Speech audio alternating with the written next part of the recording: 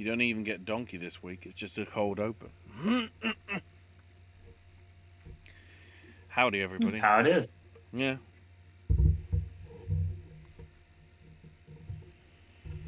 There we go. Hey, everyone. Well, welcome, everybody, to... I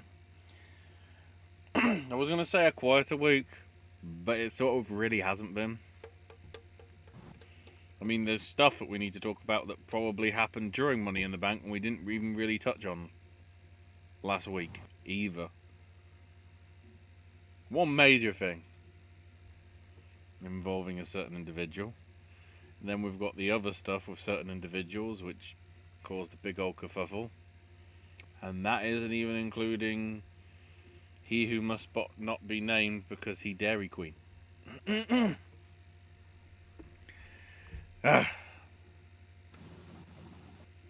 But yeah, as usual, it's the weekly wrestling wrap-up with myself and Owen.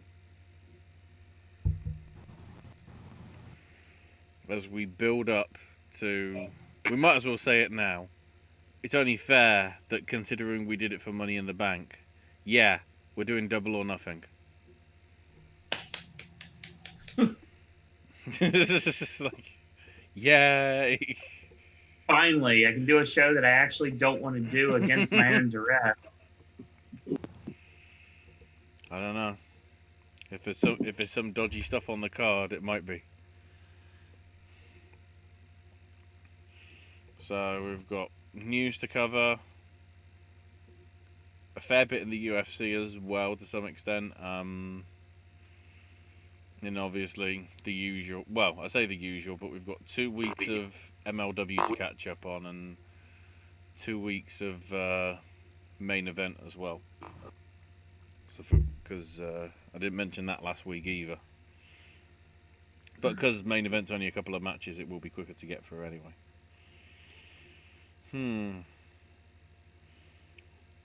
Should I start with the news or should we start with the stuff and then wrap up with the news? I would say we start with the news and be like a turtle and make it snappy. Okay. I'll get to the brief bits in a minute, but the stories to talk about. Terry Taylor. Yeah, things like that. Winona Littleheart, who was part of Moolah's stable from way back in the day. Whoa. Got Hall there for a second. Yeah. She passed away. I should have looked up to see what the cause of death was, but believe she was 64. It was originally came from the Championship Wrestling from Florida Facebook page, but then seemed to be corroborated by Cauliflower Alley. Unsurprisingly, with the name Little Heart, she had a Native American gimmick and whatever. She did challenge Moolah for the world title at one point, and then in 1985 on TBS challenged Lilani Kai for the WWF Women's title as well. But yeah, she was trained up by Moolah, certainly, and was the daughter. Wow, that's really interesting. I didn't realize. It's funny. So Ashley, very interesting timing for the death of Winona Littleheart, because unbeknownst to myself, she's actually connected to something I did a couple days ago. Uh-oh. So I was watching the Quizlemanias again, and her character of the Lock, which was part of Kevin Sullivan's stable in Championship Wrestling from Florida, was actually one of the answers to one of the questions. Did they put it in on purpose? Probably. I don't know. Yeah. God, the lag is terrible tonight. Best wishes to her. Sure. Hang on, let's see if I can reduce some processes running to try and aid it somewhat. Probably not, because oh yeah, screw it, I don't need to move my camera anymore, so I think the software still needs to be running though. Maybe. Yeah. It's still working, so. I mean, it'll still be not great, but there you go. Then the other news from Saturday into Sunday. Alberto Del Fucco. He can't buy a break in life. I think that's his own fault, though. Yes. This is the official establishment that he is a prat. He was nice to me when I met him, but I mean, that's all I can say, because that was the same day that him and Paige got into that fight in the Orlando airport. Mm-hmm. Watching the Cultaholic podcast where they brought up how Alberto was at the WCPW show, and they said, "Don't bring up Paige being there. Look, we know she's there, sort of at rings, in the crowd, sort of in a mask and whatever, but don't bring it up." As soon as he goes out, gets a mic. Hey, look, there's my girlfriend Paige. It's like, As you remember, Ashley, he did the same thing in Impact, and I definitely have a picture of her standing, peeking through the curtain of the soundstage when he won the Impact World Championship. yeah. But yeah, next few minutes there will be some distressing details of the case mentioned, so,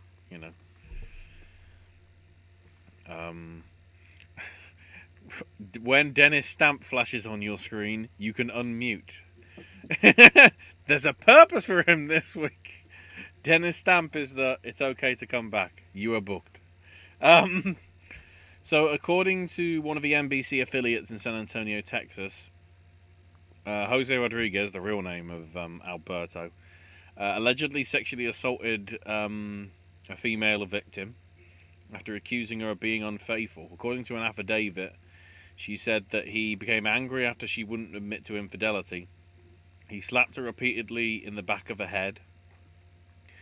The victim said that he forced her downstairs, made her wear a dress and dance for him, and told police that he said for her not to cry because if she did, he'd take her son and, quote, drop him off in the middle of the road somewhere. Ashley, this sounds like a Robert Rodriguez script, not real life. His name is Jose Rodriguez, so it's the wrong one. Fair point. The arrest paperwork then alleged that he tied the woman's hands with boxing straps, put a sock in her mouth, and sexually assaulted her for several hours using various objects. The timeline's supposed to be from about 10 o'clock on the Sunday, 2 weeks ago, to around 2:30 in the morning. So in the region of 4 to 4.5 hours, this went down. What's this, McCamey Manor? He punched the victim in the back, causing visible injuries, and didn't remember much after he placed his hand round her throat. He did get released in the early hours of Sunday morning a fortnight ago, and is on a $50,000 bond.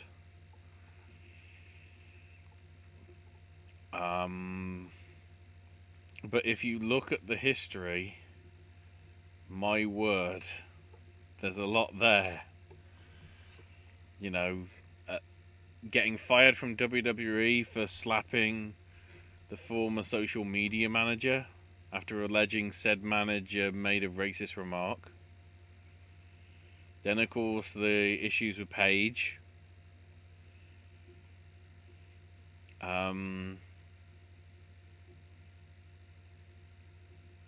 Then Del Rio claimed to be attacked by a knife-wielding assailant in a physical altercation. Then Del Rio, became Impact World Champion. Got fired soon after because he no-showed. I was there that night. What, when he no-showed? Both. Oh, right. I was there the night he became champion. I got one of the first pictures that existed of him being champion. And the next thing you know, when he dropped the belt, it was kind of like, well, He was supposed to be there at one point, and he just didn't show up, and they were wondering where he was. And the next thing you know, we find out that he left the company. What a nice man. He was nice when I met him, but everybody has a bad side, I guess. That's the problem. Which is hanging out with his family. In some, I shouldn't say that's Impact related because of course he was at the company. It shouldn't really be related to it properly. But some Impact signings / re-signings, I guess. Some interesting ones. Su Yung signed a multi-year deal, which I'm surprised it's taken him so long since she became a free agent to sign her back up. But there you go. Crazy Steve's also on a multi-year deal. Hopefully they do him right. I'm sure they will. Rather than whatever that was with Rebellion. So we'll see. And then also the signing of Tasha Steelz. So it's good to see it's not just names that have previously been with the company or have been in WWE. Ashley, what's the contract status of Rosemary right now? I'm not aware. I think it expires soon. Because most of those contracts would, depending when they were signed. So I'm not entirely sure off the top of my head. Relating to contracts, though. Yeah, this is interesting. Undertaker. Remember all that kerfuffle about... Was it Double or Nothing last year? No, it was the year before. No. It was a StarCast. And he was signed to do a couple of Q&As in places and make some decent money, and the next thing you know, he got pulled one by one off every single one of these books. Yeah, even the Inside the Ropes UK tour he was going to do became... Right. became, instead of like an interview thing, it became photos with him and everything. But then Mick Foley did a sort of set, basically just talking about sort of Undertaker's moments with him sort of thing. Which was still nice from what I've heard from those that got to experience it. But yeah, you didn't get the full thing. Turns out, I can't remember if this was in the documentary or whether it's come out since. I don't think it was part of the Helwani interview, I'm not sure. Undertaker has a 15-year contract now. So what you're saying is he's got the second longest contract since what Mark Henry got. Yeah, he's got a Mark Henry contract. Wow. Why? That's my response. Why? In OSW nod, cued the sign on the wall. Don't forget, you're here forever. Good on Mark for making that kind of money, but I mean, once he's done, then I guess he just becomes like a road agent, and that's a great wrestling mind. That's a great wrestling mind to have on your roster to basically help mold the new talent as they're growing. Could you imagine someone? Could you imagine someone like a Keith Lee working with Mark Calloway? There's potential Damian Priest, who definitely who could use some help at this point. Speaking of someone who really needs to use some help, how about Sam Shaw, Dexter Lumis? He could use some help for sure right now. Mm-hmm. But yeah, obviously he's doing more press and stuff for the documentary. The Helwani thing, they ended really just talking about that, but mainly about the big thing that sort of came out for it is Vince wanted Undertaker to get in the face of Brock. With that infamous "you want to do this" moment from what was it, UFC 180 or something like that? Yeah, something like that. That's what came out of it. The confrontation was basically Vince subtly going, "We need you back, please." Please, please. The great thing is they had to cut the interview short because that was all the time they were allowed. And Undertaker was apparently gutted because he actually wanted to talk about the UFC because, of course, we know he's had an interest in that for years. And he was excited for last weekend's card. Which is fair because it was obviously the first show back. Tying into that, though, the prelim numbers were not as strong as they hoped. Because the estimate is that the pay-per-view roughly got about 700,000 buys. But the prelims only averaged about 1.15 million viewers for the entire 4-hour show, which was obviously a 1-hour pre-show with no fights, and then all the other fights within that. I think it was like 6 or 7 fights. No, it was 6, I think, within that 4-hour period. So yeah, the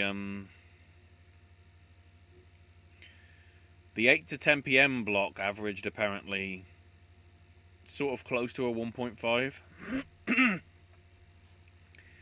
But apparently another 500,000 tuned in on ESPN Plus. So I guess those that did it would, just obviously watch it on there. So I guess maybe it's a 2, but either way, for the ratings for people that didn't watch it, it was lower than a lot of people were hoping, especially because it was the first show back. Which is a shame because it was actually a pretty solid show. We'll get to that later. Here's something I didn't think I'd say. The Major Wrestling Figures podcast broke major news. Oh, yeah, we did. Big time. I'm not talking about the WrestleFest stuff. We'll get to that. Oh, I've got that in my news, too. I'm talking about the new action figure that has been pulled off the shelf for distribution problems. Mattel's Legend Series 7 line suddenly is missing a Sting figure. Because the statement came out basically hinting at Sting is no longer under WWE contract. Is it because the last thing he was in was the advert for 2K20 and he's like, I don't want to be associated with this shit. That's why Becky's going off. That's why Becky and Roman have gone off to have babies. They don't want anything to do with the fucking game. Genius. We've worked it out. It's the bloody Madden curse. It's the Madden curse, but it's 2K. Yeah. So it's not understood yet because they're doing pre-sales for that set right now, and obviously Sting is not a part of it. But it went on Walmart.com this week, and they started selling Greg the Hammer Valentine and Bobby the Brain Heenan. They're selling the regular set without Sting. Here's the thing, though. Immediately, everybody just jumped on the bandwagon. And this was before Mike Tyson was announced, spoiler alert, to be the one who presents the TNT Championship at the pay-per-view on Saturday. So because of that, everybody was immediately thinking that we would see Steve Borden show up at Double or Nothing. And the thing that I have been saying, and piggybacked off what JR said on commentary, that this would be one hell of a way to interject him into a mentor figure for Darby Allin. And that would definitely be the storyline I would go with at this point if that were to be the case. Let's say Lance Archer wins on Saturday, okay? And Darby Allin wins the casino chip. Darby Allin now has a shot against Lance Archer. On Dynamite, you have Darby Allin and Lance Archer get ready to have a one-on-one altercation. But what happens is, all of a sudden, instead of him showing up, he's in the same perch that Matt Hardy was in, and he's not alone. Sting and Darby Allin point the bat and the skateboard at Lance Archer and Jake Roberts, and that's how we fade to black.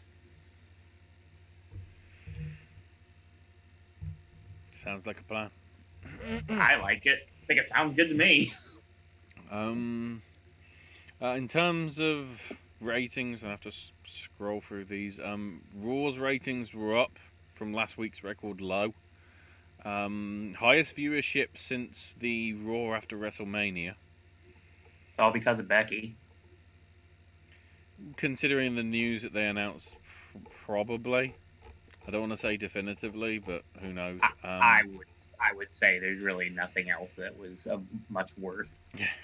Dark Side of the Ring saw even higher viewers than any other episode, barred the Chris Benoit double collection. Until this week. I'm hoping so. I'm hoping that does better than the Chris one does. I have a good feeling, not my own personal bias, that literally is my name.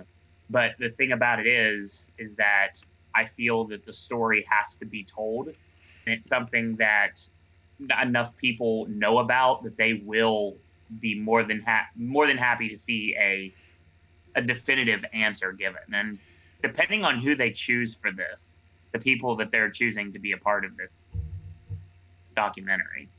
Because there's a lot of people that would be great to talk to that they don't have access to. To be fair, it is the most depressing fact, though, that the actual season 2 worst ratings of this season is actually the Jimmy Snuka and Nancy Argentino one. It's weird. But the fact that they're all above 200,000, they're keeping the interest, from the first series, not really dropping. And the guys that do Dark Side run as well to promote the upcoming episode, and basically said that, and it was pretty much confirmed everywhere, that they're definitely going to be a third season without question.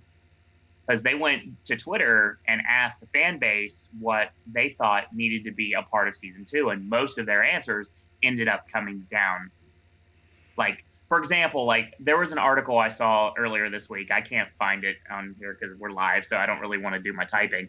But a couple of the ones that they talked about for a season 3 is another one that hits home with me is Brian Pillman and Miss Elizabeth and the plane ride from hell. I mean, there are a lot of things that haven't been talked about that need to be focused on. Alberta. God.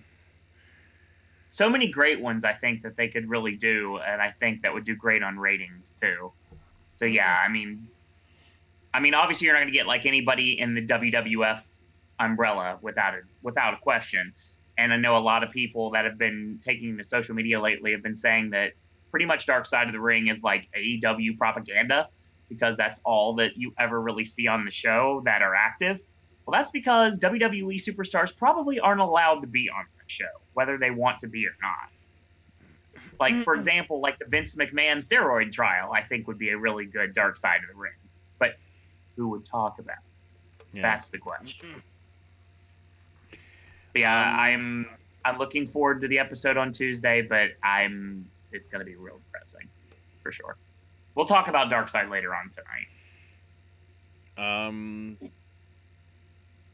Dynamite and NXT also suffered their worst ratings. Bear in mind they were up against UFC on ESPN Plus, so you Stupid MMA ruins everything. Just because Dana wants to make up for lost time, so he's card every day. We're gonna make days. Just stay away from Wednesday night. I don't care. We're gonna make days up of the week, So there'll be Monday, Tuesday, Wednesday, Thursday, Friday, Saturday, Sunday, Blurb Day, Stamp Day. We're making up days of the week just to cram even more in. Did you say Stamp Day? Oh yeah, I forgot to say. I forgot to. People have been muting for us for the last. Screw it. I'm flashing them up when it's appropriate. I've ruined the joke.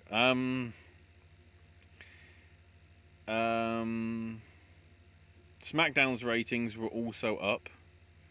For the second straight week. I think they started at least at the time of the everything going on. like March time. Mm-hmm.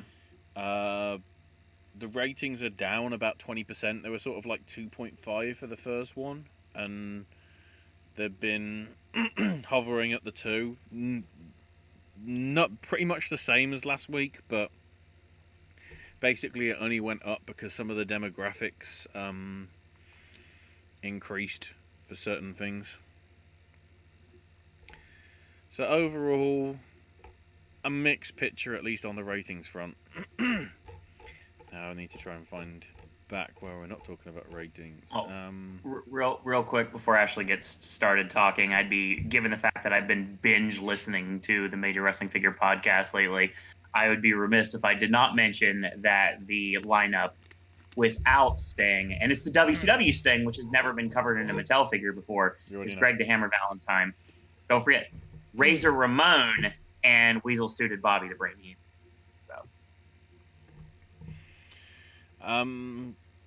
Dana White in a radio interview seemed to indicate that the fight with Justin Gaethje, spoilers for sort of the UFC stuff later, against Habib will likely happen on Fight Island. Oh, Battle Royale time. Fight Island. We still don't know where it is, or even the fact that it'll actually even happen. Because basically, Fight Island might not be a thing, because there might be an actual venue that they'll be able to do. Yep. If they come to some sort of agreement with my Trump state is wonderful and whatever. Well, not just there. I was going to mention it earlier, but I might as well add it in now. Arizona basically declared themselves open for sporting stuff. Obviously, you know, behind closed doors and whatever, but they're opening their doors to sort of stuff. The implication being now that UFC's show that was supposed to be next weekend is now going to be the weekend after. Yay! Not against Double or Nothing. Woohoo! Well, I think it was supposed to be a fight night event anyway, so it wouldn't have clashed on pay-per-view, thankfully. Okay. Yes. Because the pay-per-view, I think, is scheduled for June 6th. I'll go through the details a bit later. Day before TakeOver. When I go through the UFC stuff. But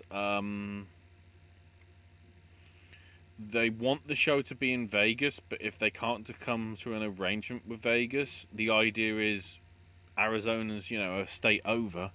They might do it from there as an empty arena event rather than just be Jacksonville or, you know, anywhere like that. The interesting one, the news from WWE backstage. Sami Zayn is unable to compete, so they vacated the IC title, which has opened up the can of worms of, so they said, if you don't feel comfortable in performing during the pandemic, there will be no punishment if you choose not to come. And I feel Luke Owen and Adam Blompier had an interesting discussion about this on the Wrestle Talk podcast. Is it possible that Becky and Roman got free passes because it involved family, but when it was people that irked certain individuals backstage, be it Lio Rush, be it Sami Zayn, if they can find any excuse to go, thank you, fuck you, bye. I shouldn't use that because fuck that, man. I'm gonna say something. Is it some sort of double standard? The answer is yes. Okay. Okay. You know where I'm going before I go here. You know exactly what I'm going to say before I say it, Ashley. Probably. You've been following my push of Sami Zayn since day one on NXT. Oh yeah. How I believe it's also going around in circles now, and even Brian and Vinny said it. It's all down to the fact that Sami Zayn could have been the biggest babyface on the roster if they would have pushed him correctly. Mm-hmm. I was there at NXT Our Evolution and Full Sail when Sami Zayn won the NXT Championship, and that was one of the loudest pops I've ever heard. Now, granted, I was there when the Hardys came back at WrestleMania, but that obviously the biggest one ever. But the thing is, for such a small venue, to hear everybody just erupt when Sami Zayn hit that Helluva Kick and won the NXT Championship, it was just unreal. Sami Zayn, if pushed correctly, could have been another Daniel Bryan. But for some reason, he's very opinionated. He's very political. And in a company that having different opinions and different kinds of politics, it's going to go against you every single time. Like from Sami not working the Saudi blood money shows. Totally understandable, 100%. And him wanting to stay home for this and being like, everybody, this double standard. I wouldn't necessarily even call it a double standard. I would say this is just in case of emergency, this is how you get rid of people you don't like. And they got pushed into a corner to book Sami strong and give him the Intercontinental Championship. And they didn't want to do that. So what they did is they set him up with Shinsuke and Cesaro so they would have Sami be the fall guy even though he's the champion. And then when they realized, oh, maybe they're not coming back anytime soon, hey, this is the opportunity. Let's screw him over. Let's go against everything we said to everyone else and say, oh, by the way, gotcha. Because you decided to choose your own safety over working for a company that is already slave drivers as it is, you lose your championship and any opportunity. Doesn't like any vision of weakness. No, not at all. Oh my God, no. Unless you can make the company money. If you family, like you said before, family comes first. I get that. But when it comes down to it, a lot of people don't like Sami. And I think, just like I said about Nick Nemeth last week, Ashley, when it's time for Sami Zayn's contract to come up, I say sayonara, and we see El Generico back in the Indies where he belongs.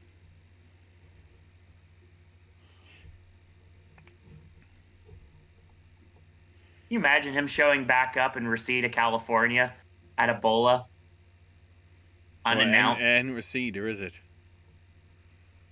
It'd be where the Globe Theatre. It's not Reseda anymore. We're talking about like we're talking PWG. Like, yeah, yeah. If it was the Globe Theatre for PWG, or yes. I don't even know. I guess Ring of Honor still does Hammerstein. Yeah, Hammerstein, of course. That'd be good. Because it's funny too, and I know a lot of people, and I'm always going to push everyone towards AEW because I want to see my company succeed, and it's going to, no matter if Vince doesn't like it or not. It's funny because Sami has been on BTE before, asking for directions. Yes. Because of course we talk about Steen. Everything. Yeah, it's true. Steen, but not Kevin Owens, but Kevin Steen. Honestly, I think at the point now, if you want to go to WWE, you're going to make money. I get it. You're going to make money. And you're going to be able to provide for your family. And you provide for yourself. But unless you are in a very small group of people, you're not going to be allowed to show what you can do. Mm-hmm. And Sami, at one point, rubbed the wrong person the wrong way.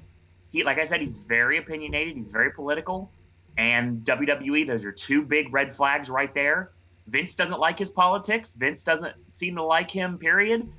And this is a way to get the title off of him and basically be like, well, when the contract's up, you're not welcome back here.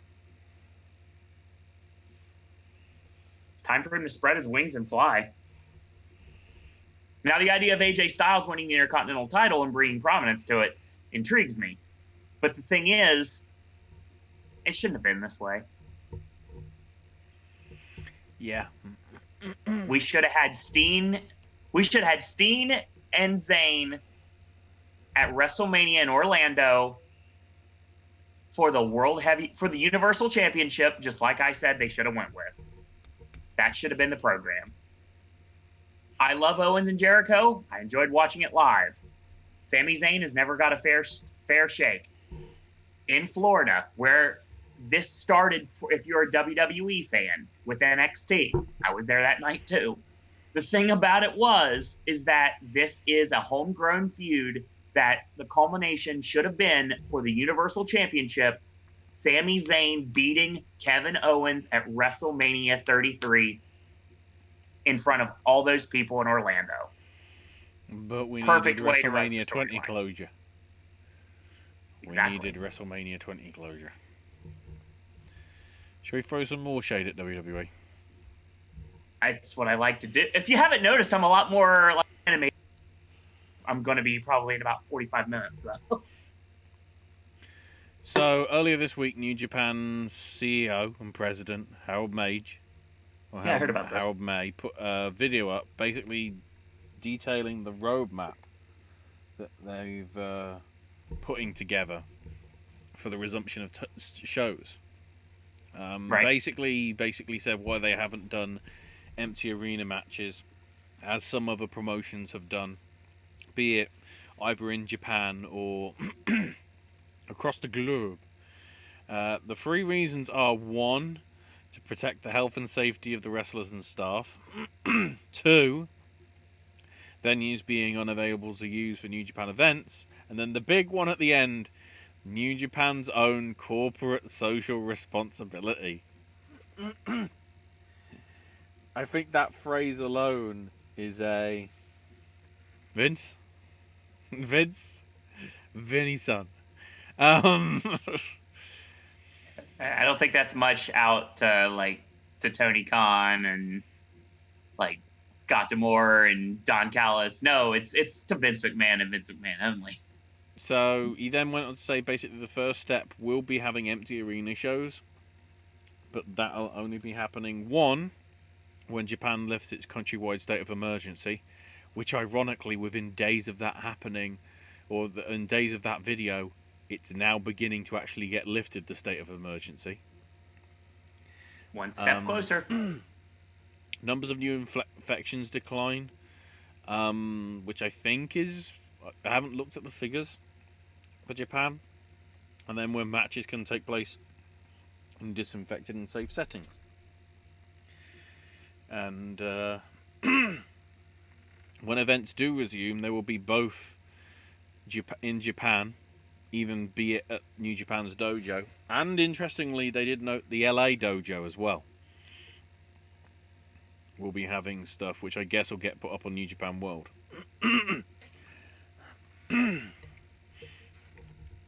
So, and an interesting little tidbit from this, which was going to be in my sort of bullet point bits when we get to sort of the end of the news, because it's basically just the sentences that I get from the daily update from Observer. Tanahashi basically has said, we should have the Best of the Super Juniors and the New Japan Cup be part of the same set of shows over, let's say, a week. And then the twist is, do a public fan vote on social media as to whether the New Japan Cup final or the Best of the Super Junior final should main event.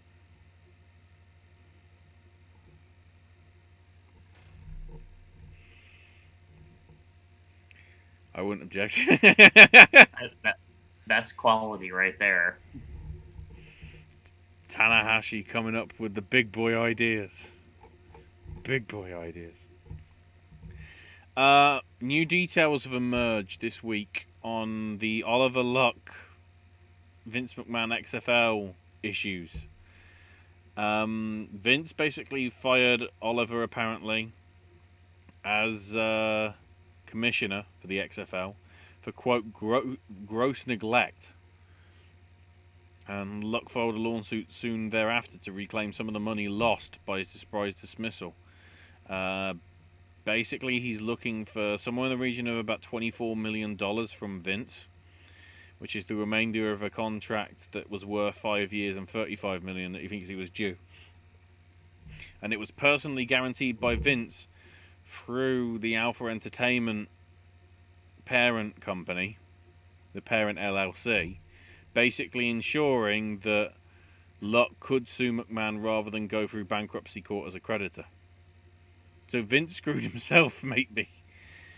In the pre-trial filings, Vince's legal team listed, quote, gross neglect of his job during the pandemic, personal use of a league-assisted cell phone, and the signing of a former NFL receiver with previous legal issues, despite McMahon's previous orders to avoid doing so.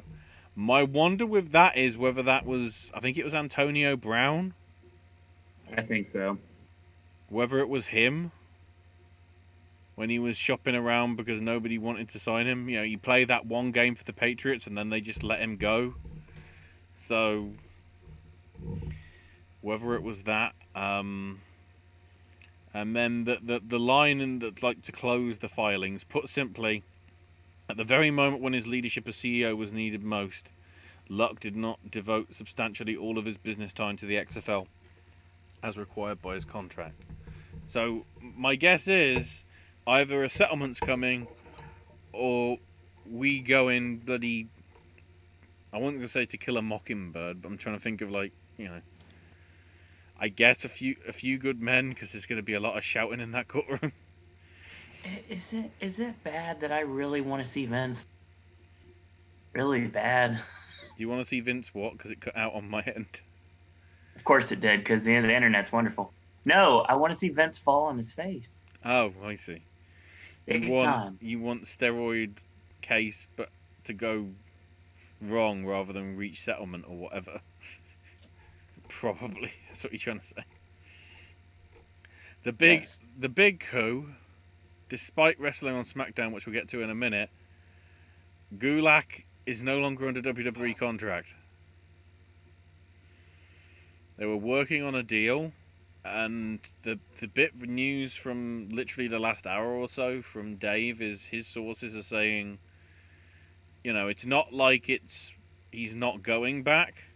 They've just got to work. There's got to be some sort of agreement on the money, basically.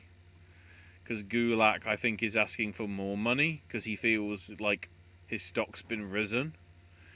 If you look at the match that he had this past week with Daniel Bryan, you'll know why I think, and a lot of people think, he should get some sort of a raise. But apparently WWE doesn't want to give him a raise. Because, you know, I swear, if it's Vince, it's probably he tweeted a picture of Orange Cassidy last week. Fire him! No, you got to keep Mojo on roster because he's friends with that football guy that is the 24/7 champion. Is he even there anymore? We haven't seen him in weeks. One can only hope. We haven't seen him in weeks. Speaking of releases, another of the NXT talent, Rachel Ellering, Rachel Evers, whatever you want to call her, getting released. So she is. Don't call it a comeback. Once everything rights itself, she'll do really well in the Indies. Mm-hmm. You know, honestly, I see Power's logo on here. That would be a really good place for her to end up. Possibly. Former UFC heavyweight champ Kevin Randleman got announced yesterday to be part of the UFC Hall of Fame. Yeah. Died at the age of 44 from a heart attack while in the hospital for pneumonia, and he'll be part of the Pioneer Wing because he won the title in November of '99 at UFC 23. Only fought 7 times in the octagon, and then a lot of the other stuff he did was the Pride stuff in Japan, World Victory Road also in Japan, and then a couple of Strikeforce fights as well. Career record was 17-16, but if you look at the list of people that he faced in those 33 fights, it's a Hall of Fame list in itself. Chuck Liddell, Randy Couture, Fedor, Mirko Crocrop, Sakuraba, Rampage Jackson, Shogun Rua.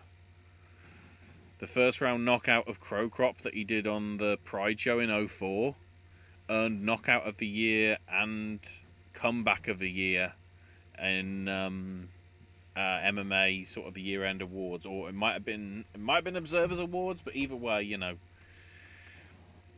a recognition. So he joins the previously announced fight that goes in, which is the classic Jones versus Gustafsson 1 bout from a few years back. And then they also announced last Saturday GSP, George St. Pierre, who's going in the modern wing, who, from what I believe, never actually lost a fight. Undefeated in all the weight stuff that he did. Obviously had some injury problems and whatever, but you know, the record there is pretty good. And then some news in brief bits. Prestige Wrestling, the promotion out of Oregon. Helps if I spell it correctly in my notes, not Pregon.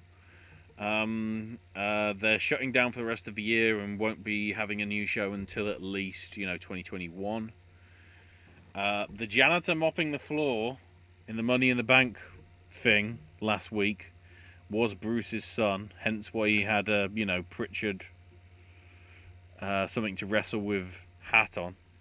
That's literally got to be Kane, because that's his name. Yes. The great thing is, the Doink guy, nobody knows. Nope, I'm trying to find out who it is. It is unknown. Have you seen? It's funny because a lot of people jumped on it being Frank, and it's funny because I know, and I've seen Frank recently, and he's got this ginormous quarantine beard right now, so it definitely wasn't Frank. No. Fox announced its full TV season, with SmackDown being renewed for a second season, unsurprisingly, because of the 5-year contract. But it's confirmed to be Friday at 8 again. That probably will change at some point. Quite a bit of DDT-related news. So the DDT Universe stuff is rebranding itself as Wrestle Universe. Which makes sense because one, Tokyo Yoshi's on there, which okay is a sister of DDT, but because it isn't a clue in the name, it's sort of very not clear. But on top of that, Wrestle Universe, as it's now going to be called, has the distribution of Pro Wrestling Noah on its archive now. So it makes sense to just call it Wrestle Universe if they're doing a load of promotions in Japan rather than DDT plus Noah or something like that. So the other little bit from DDT,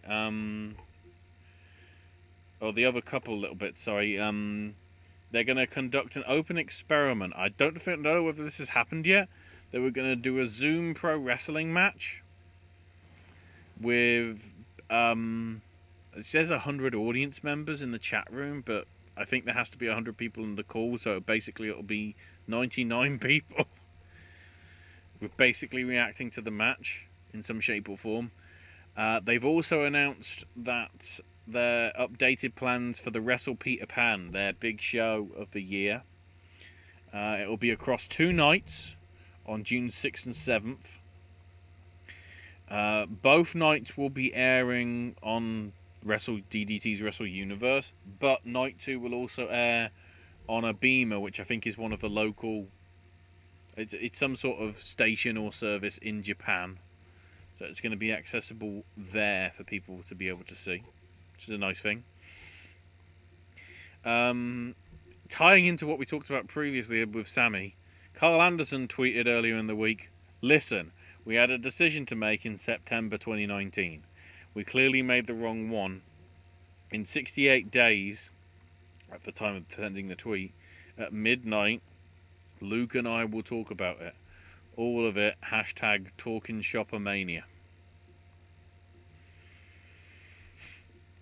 So once the NDA is lifted, they're going to go all out by the sounds of it. Oh, yeah. A lot of people are, because a lot of people are now dealing with that no-compete clause. Now, funny, Gulak is actually because he got his contract elapsed. He doesn't have a non-compete. If I mean he's not going to, but he could show up at Double or Nothing Saturday and be fine. In theory. He's not going to. I don't but I'm think he saying will, he because could. if he's in active negotiations at the E with the minute, hang on, let me see if I can get the actual details. Hey, Jeremy, while welcome to chat. the belief is that he's gone, it's been hinted to Dave it's not a dead issue. Gulak, I believe, is being represented by Barry Bloom in his negotiations. Barry, you better do a good bloody job. Damn it, Barry. Roman Reigns has got a role in the wrong Missy. That review is coming next week. The Happy Madison film. It is coming to this channel next week, so stay tuned for that. I'll give you a clue. It's got a similar, at least with the other critics, it's got a similar Rotten Tomatoes score to the main event. As in, it's not fresh. I doubt it would be. It's not fresh. Poor David Spade. It's not even him. That's the best point. It's actually the woman. There we are. Oh, God. Oh, yeah, don't remind me. The female character actually is the strongest bit. Which, for any Happy Madison film, having a good female character is holy fucking grail. So, they finally worked out how to do a good female character in a comedy in a Happy Madison. Holy crap. Big news this week. On the UFC front, Habib's father, Abdul Manap, was in a coma at a Moscow military hospital this week. Basically, he got... at first, it was, there's nothing wrong with him, he just went ill. Unsurprisingly, it is related to the Steve Corino.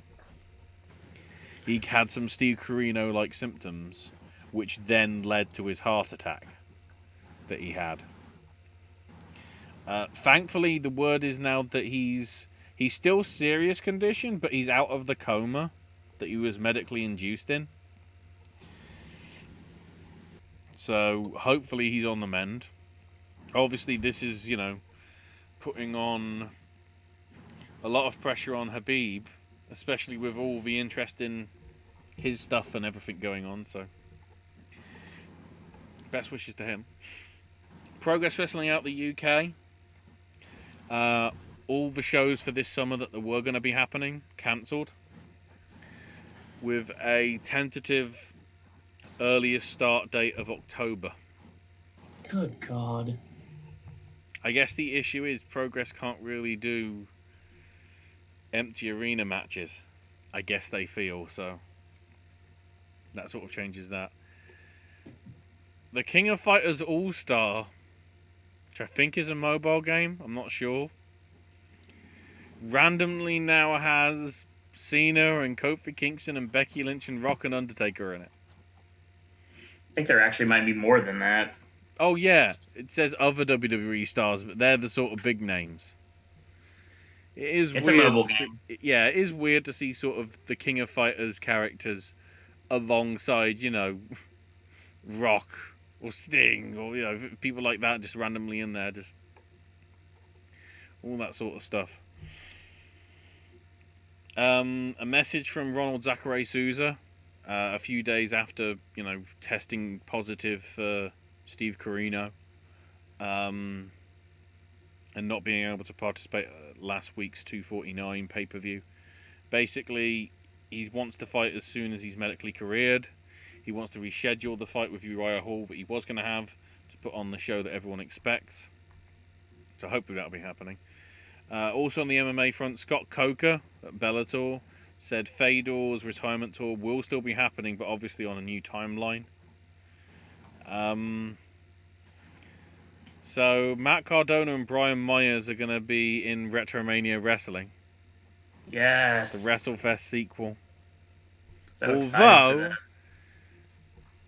who did the caricatures?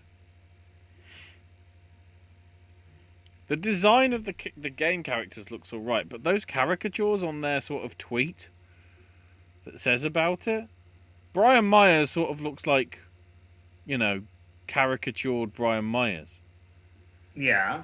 Matt Cardona's looks like Swoggle.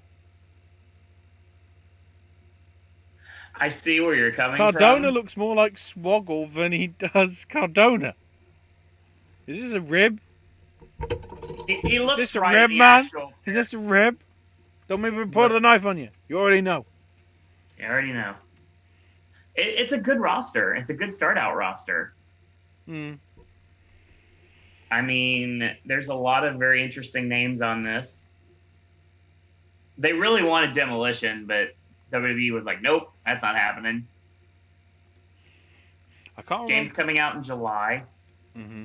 It's going to be available on 4 different ways as of this moment.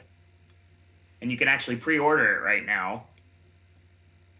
And you get not only a discounted price, you get $10 off the game, but you also get a digital plus version, which comes with a full color instruction manual, a box itself, and stickers. Oh. I can't remember it was on a thing last week.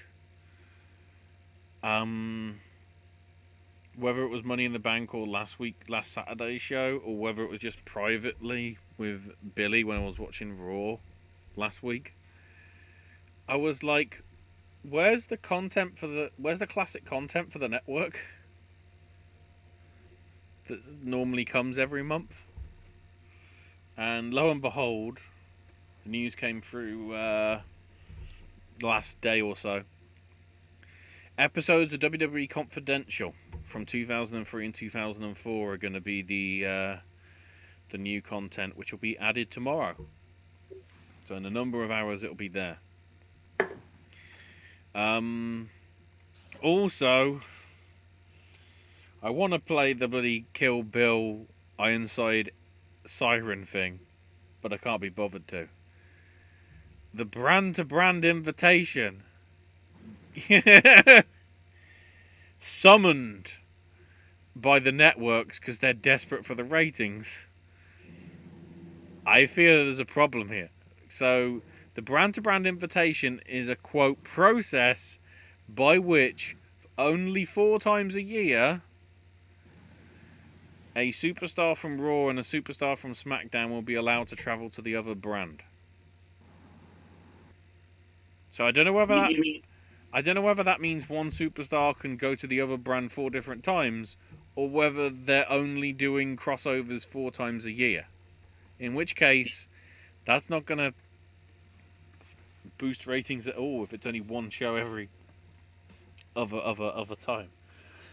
I have no interest in seeing Charlotte on 3 different programs.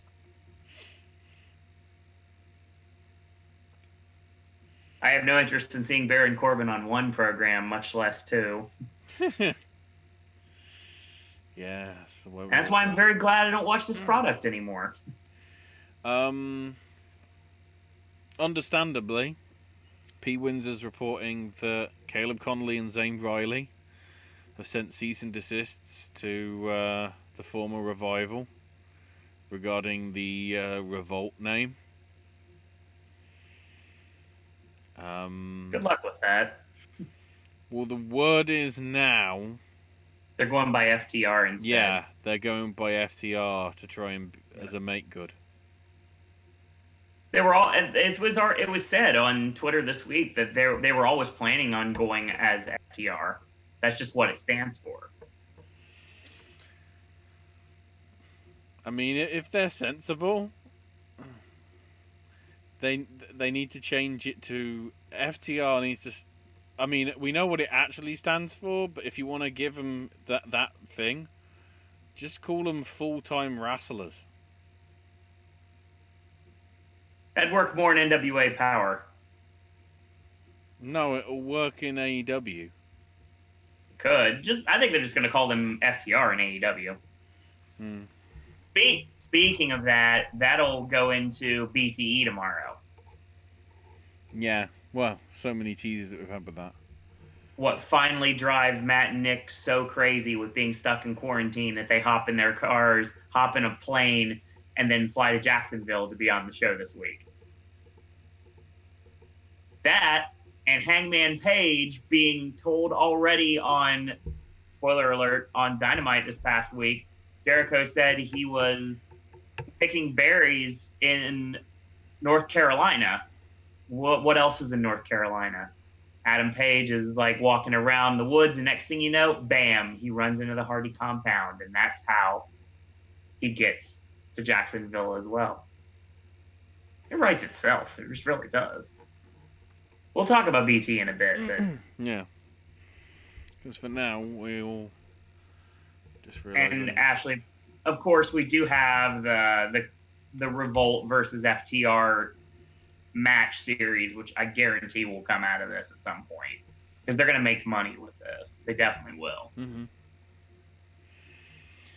So because I can't see their AEW contract being one that they can't work other places.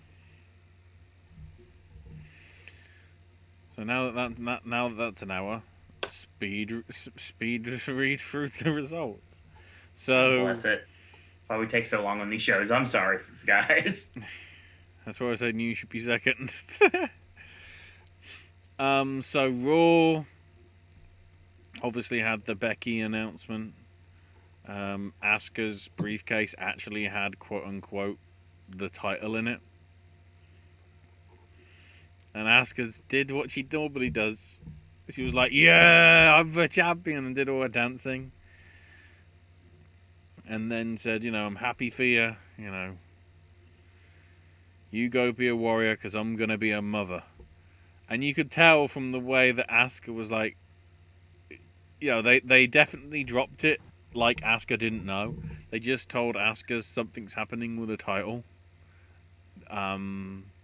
Just react in your character. But obviously, as soon as the mother news happened, she broke character for a little bit and like congratulations, and then like Becky, and then getting the chant and whatever. And that was a very nice little thing. And then all the sort of faces on the roster came in to congratulate her backstage. Again, just felt sort of genuine. Following on from genuineness, Bobby Lashley beating Humberto Carrillo in a no DQ match. Just call him Humberto Del Rio. Humberto Carrillo. Sorry, it's a similar. I said Humberto Carrillo, but is that why he was given that name because he was gonna be the nephew? Oh no. Oh, by the way, WGS TV says hello, gentlemen, and yeah. Hang on, gentleman and Ashley. Implying that there's more than two people in this call. No comment. Exactly. There will be the next time we have one of these because back in town this weekend. More than likely. Week, I mean. So then they drop the tease of the basketball game, which I saw clips of on Twitter literally an hour before it aired on the power of pre-recording, everybody. The stuff leaks. Angel Garza, Andrade, and Austin Theory arguing. Garza beat Tozawa in a relatively quick squash match.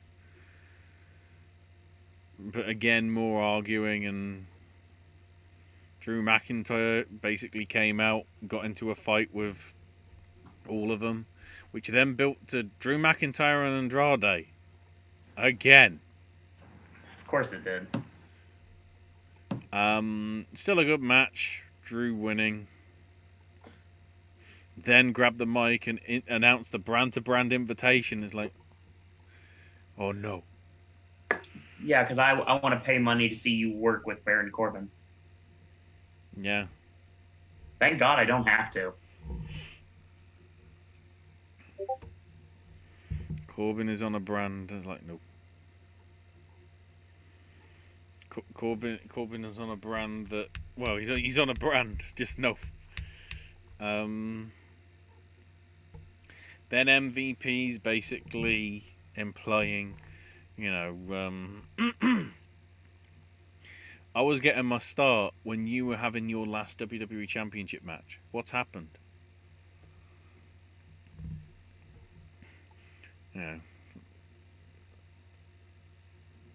Think about, where you want to be, where you see yourself. And he goes off and then bumps into Lana.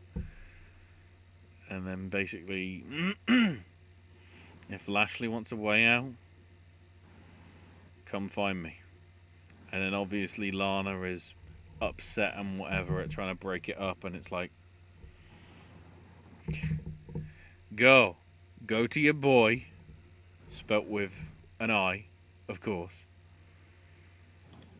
and just be happy. Because I think this storyline is just making it very complicated. Then here come Bliss and Cross. Except out come the returning, thank God, Iconics. They're back. After being nowhere for nearly 6 months. I think it was Thanksgiving that they did like a shop WWE thing. So basically 6 months.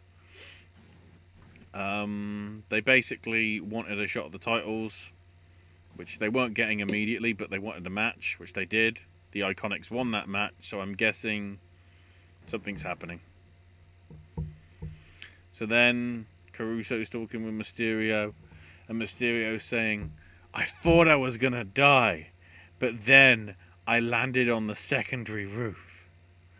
And then Black landing next to me on the secondary roof. Secondary.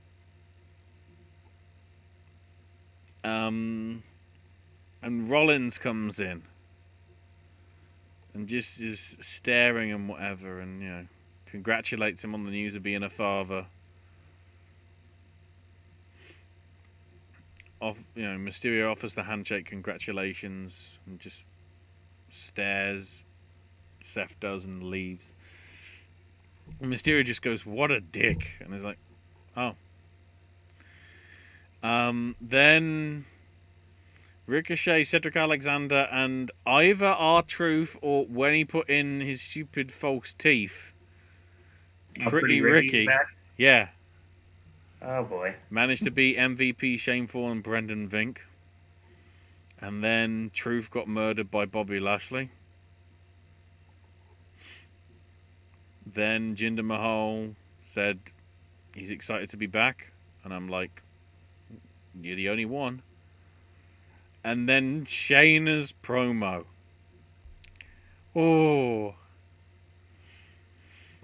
Shayna was just like, how stupid do you have to be to get knocked up while being champ? 10 out of 10 mothers had tried to convince you that having a kid didn't ruin their careers. Becky's the longest reigning women's champion, is throwing it all away to house a parasite. She's just going to get really chunky, large Marge. And then that kid's going to suck. You know who the father is? I rest my case. And I'm like, wait, is she supposed to be a face? Because those Seth comments is like, yes, I agree. But we're supposed to criticize him. Like, how wrong is that? That's how you do Uber Heat. While at the same time being an Uber face for saying Seth's a bit of a dick right now, isn't he? With further proof needed later on. Then they put the Undertaker documentary clips on that AJ was excited for, and then he watched it and got angry. So it's like, so why were you excited for it and then you weren't excited for it? Did you not? What was happening?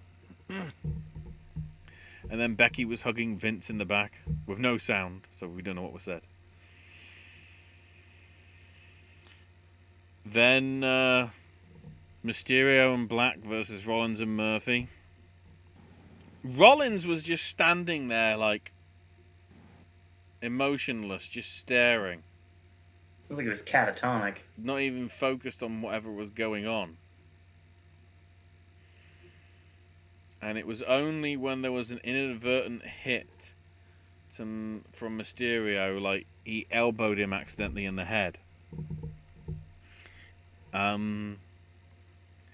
Seth grabs him when he went for a 619 and yanked him out the ring. The referee calls for a disqualification. And I'm like, how? That isn't an unwritten rule. You know, it's not the tag rope or anything like that, or you're allowed so many times in, you know, with a 5-second timer or whatever. It actually is an unwritten rule. Brian talked about it earlier this week. It's one of those WWE rules that no one knew about. That's the reason why the DQ could happen. No, the reason the DQ happens is because Vince says it happens. That's the rule. Oh. So, Rollins orders Murphy to not do anything. And then pushes Mysterio into the steps as if it's the fucking Punisher video game from 2004. And is like stabbing him in the eye with the sharp edge of the steps. And there's blood coming out and everything. And they got to take the mask off, and he's got a towel around his face and whatever. And then he's being checked in the back. Seth just wants to check on Mysterio, saying he didn't know what happened, and Black just loses his shit. Oh, wait a minute. Didn't we get like I know we got a Chico sighting here, Ashley. A what? Chico. Oh, God. My boy Chico Adams. He was one of the doctors that was seeing Mysterio, and so was Mike Reed, who was on... We'll talk about in a little bit when we talk about Dark. Who let him in? So then we had the basketball stuff, which the Street Profits comfortably won. Garbage. Except... Super garbage. Well, then they had Natalya confronting Shayna. Oh, hold on, wait a minute, Ashley. You know what they're doing on Raw this week? As a make good? We'll get to that. You do have that know. there. So you already know. I already exactly. know because you already know. Exactly. So yeah, Natalya accosted Shayna and basically said, you know, why are you disrespecting the miracle of motherhood? And Shayna was like, you know nothing about motherhood, Natalya. You're never going to have a kid. The Hart Dynasty's going to die with you. Oh, Uber man, chill. Yes. So yeah, the Viking Raiders are happy that they won like 74-2, and then the Viking Raiders are like, we let you win, by the way. And then Hanson does some crazy baskets, including like a Space Jam style ludicrous dunk. As if to me, it's like, do we know if Hanson is somehow related to Mr. Perfect? Because when I saw it and whatever, any of those 3-point shots that were ridiculous, I was like, that's a Mr. Perfect shot right there. I just remember that. I remember a lot of the sport things from that. From the Mr. Perfect stuff. The golf, the bloody... everything. I don't, well, obviously I'm the biggest Kurt Hennig mark I know. The thing about it is I don't know if Hanson ever played basketball when he was in Boston or not. I guess that's something I'm looking into it, but I'm not seeing anything. So no. Well, I think some of them may have been staged. You didn't see any directly in one shot, from what I remember. But Baszler beat Natalya, and then Natalya had a Christian-like tantrum afterwards, and I'm like, that's what a heel does. Is Shayna the face? And then the main event. Edge comes out. You know, he wanted to end his career on his terms, and that's what happened. But then saw the promo, and saying, he's hunting Orton, and that's news to him. He got his pound of flesh at Mania and was ready to move on, and Orton interrupted and said, "Congratulations, at Mania the better man won." And he goes to leave, and then he's like, "I can't do it, The better man won at Mania, but the better wrestler didn't." And then Orton goes, "Edge, you hid behind 29 other men at the Rumble."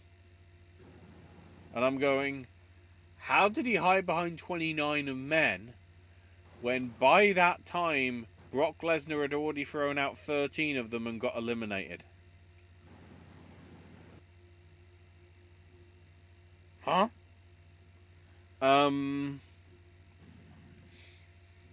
So yeah, basically he challenges Edge to a straight up wrestling match at Backlash.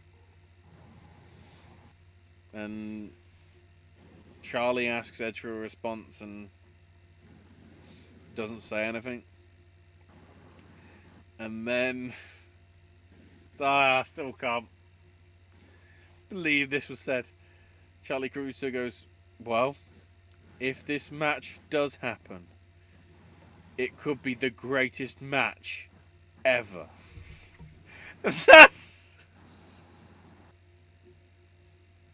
That's how Raw ended, with Charlie going, "Orton versus Edge will be the greatest match ever." No, not Fuck even you, close. Steamboat and Macho. Fuck you.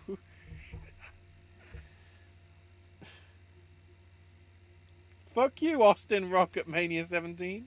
Fuck you. Fuck you, Perfect and Bret Hart SummerSlam 91. Fuck you.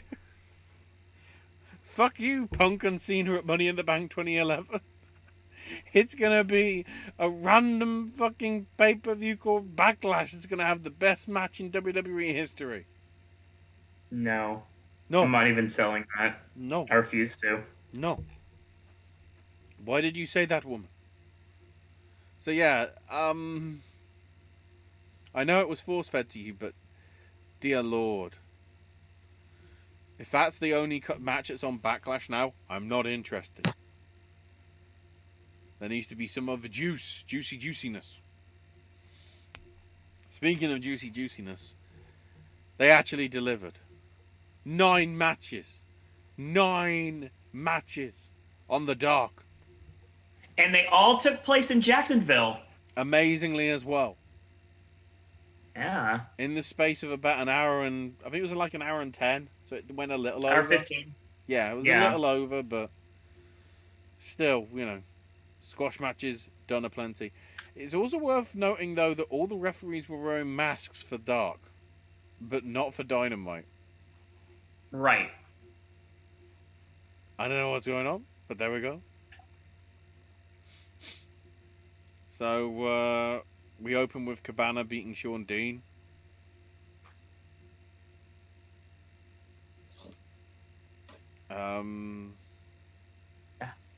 British style wrestling, really. Obviously, trying to get the push and everything. That's all it's really doing. Putting Cabana over. The Superman pin. And all that. Yeah, hits the flying apple, hits the Superman, and gets the win. Sean Dean has been... Cody went on record talking about all the indie workers that have stepped up for all these for the dark tapings and for all the spots on AEW Dynamite, that these are people that are going to be getting some great bookings once everything rights itself. We found some diamonds in the rough, Ashley, for sure. Jurassic Express beat Ryan Rembrandt and Mike Reed. Speaking of Mike Reed, yeah, he pulled the double. He pulled the same thing Chico did. He did a daily double, weekly double. Yeah. Who knows? Yeah, Jurassic pretty much. Express won pretty quickly.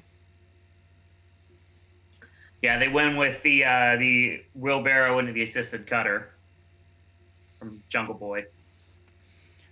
Private Party beating Musa and Lee Johnson. They really like Lee Johnson. I can see that. I see he's getting a lot of shine whenever he does anything on Dynamite. And Mark Quinn wins with Shooting Star Press. It was basically play the hits, and it worked. Solid match. Not Ty Dillinger beat John Cruz. Yeah, Preston Vance using the 10 moniker again, wins with the spine buster. Not much to this match. They're just still trying to build 10 up to being the muscle for Mr. Brody Lee right now, with Uno and Grayson being stuck in Canada, and no one else in the Dark Order can really do anything right now. So it's basically Brody Lee and 10 right now and it works. It works greatly.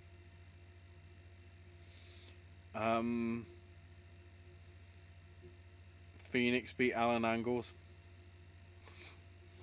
I'm telling you, man, Alan Angels, Ashley, I'll tell you right now, bet he'd be in Bolo in a heartbeat if Bola happened this year. I mean, depending on his availability and passport, and whether they're allowing people from outside Japan.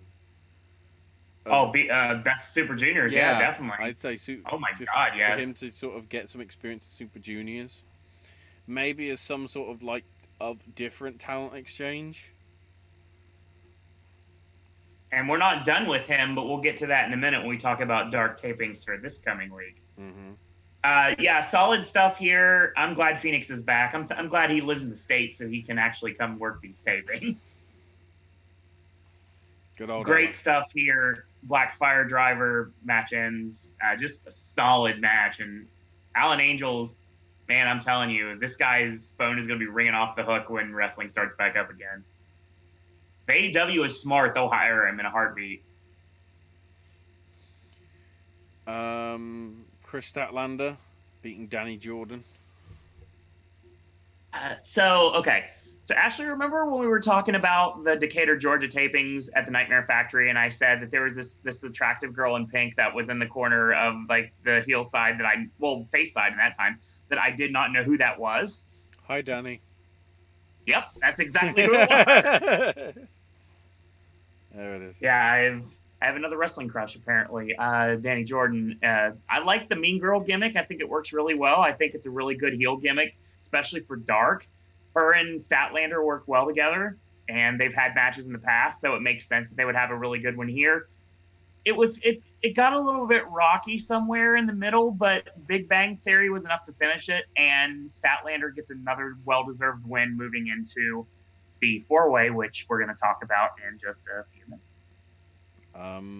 Orange Cassidy beat Jason Cade. See, I like this. This should have been given more time. A lot more time, but it also basically proves to anyone, especially Ray Phoenix, which we'll talk about that in a minute, that Orange Cassidy can beat you at any time, any place, anywhere, out of absolute nowhere. And that's what this match was allowed to show. Basically, Cade had his number, and then he just got rolled up, and that was the end of it.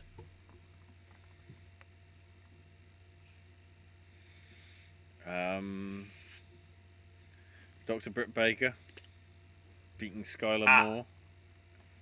Yeah, I like the fact that she used the curb stomp in this match, the real curb stomp, and it's funny that Candice LeRae is using it now on NXT, so it's really interesting to see that transition. Also, the fact that I believe Britt Baker used the last shot in this match early on. She hits the super kick. She locks on the lockjaw after the Golden Gate spin, and another win. With the latex glove lockjaw. Yep. And then, for me, the only disappointing match. Havoc beating Luther. It wasn't bad, but we've built it up so much in the last since Dark basically started.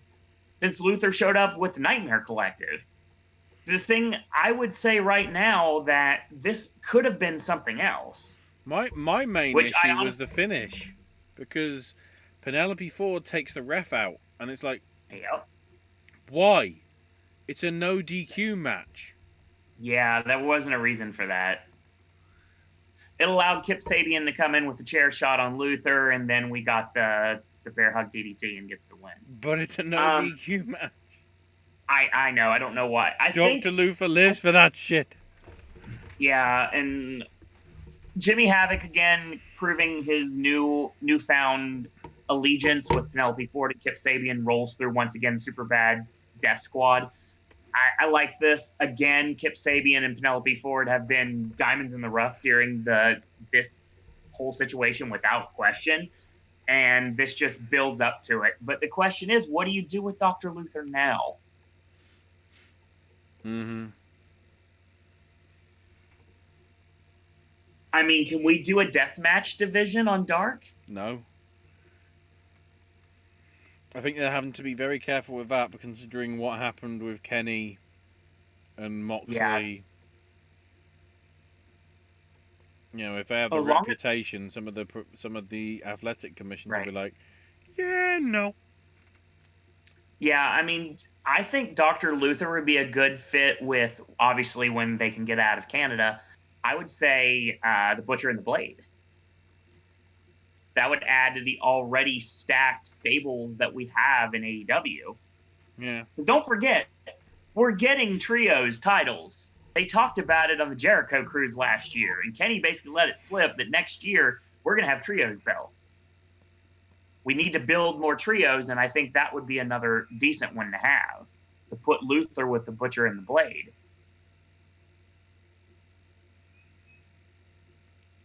So, for this week's Dark, it's oh my gosh, be Marco. Nine more matches. Marco Stunt will beat Jason Cade. Yes, Marco will win. Will win a match. It's going to be amazing. Havoc and Sabian will be beating Musa and Lee Johnson. Oh, for sure. Private Party will be beating Ryan Rembrandt and Mike Reed. Absolutely. QT Marshall will be beating Clutch Adams. Yep, I can see that for sure. Phoenix will be beating Sean Dean. Absolutely. Sammy Guevara will be beating Alan Angels. I would almost put it past AEW to have Alan Angels win this one. But no, Sammy's going to win. But it's going to be a really good match. Luther will be beating John Cruz. See, here's the funny thing. You know that John Cruz is on this show, but someone else is on this show. No, he isn't. He's only on the show once. Well, it's somebody that is a friend of his is going to be facing off with Darby Allin show as well. Darby Allin facing Ophidion's brother from another mother, Serpentico. Yep. Because Serpentico does look like Ophidian.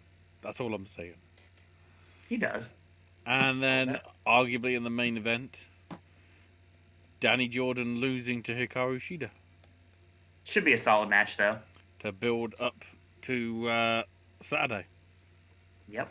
When Nyla Rose will beat Hikaru Shida.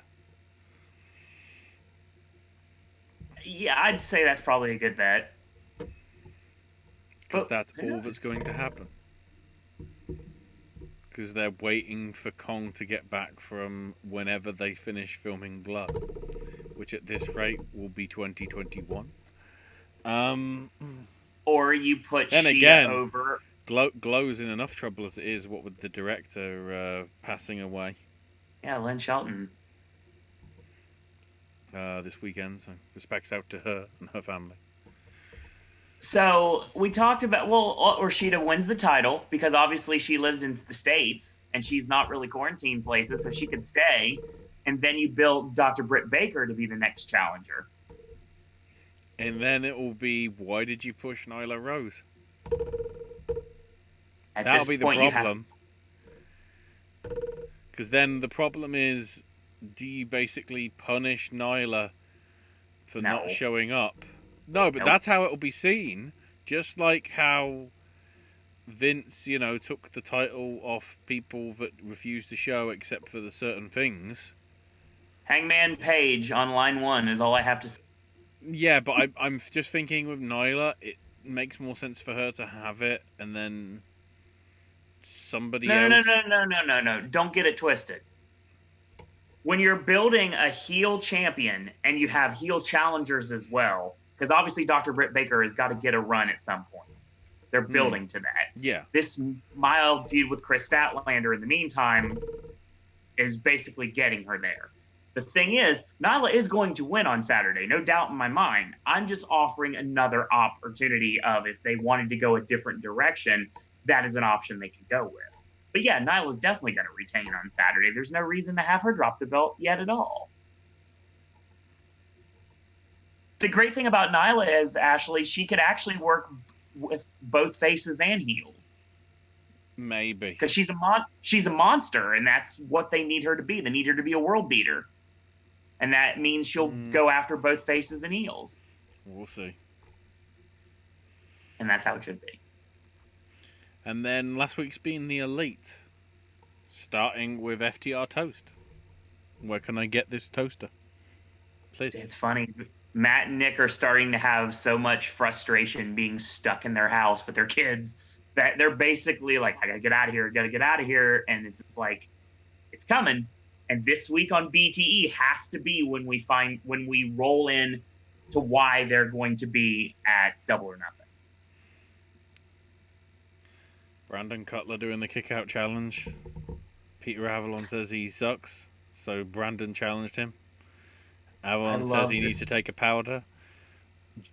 Jump cut to Matt Hardy explaining, take a powder. I want to say this, but I can't say it because I'm on here, but you can. You know what the rules of being of taking a powder. Ashley, could you please enlighten everyone in Broken Matt style?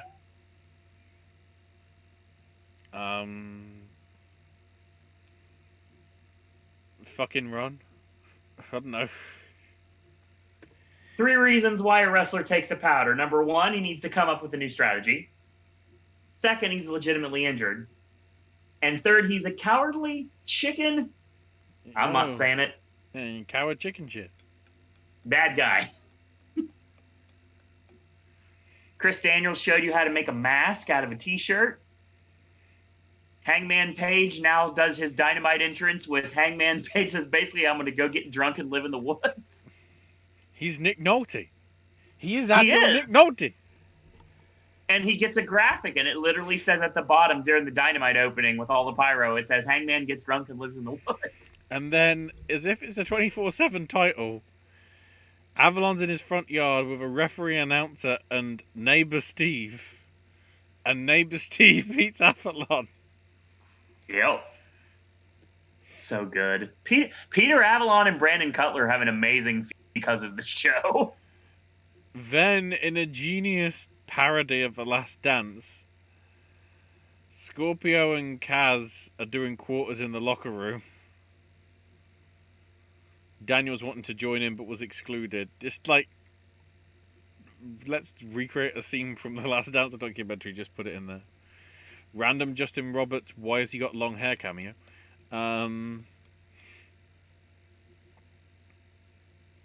Private Party believe Hangman Page put a hit on the Private Party. And it was proven that he did. Then Marco Stunt gets a map and a White Claw can. Follow the map to the designated spot. To be continued.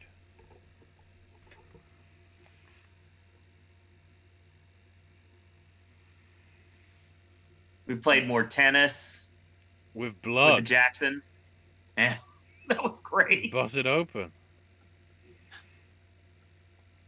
And then Kenny's hanging out with He Who Must Not Be Named, Chuck Taylor, and Chris Harrington.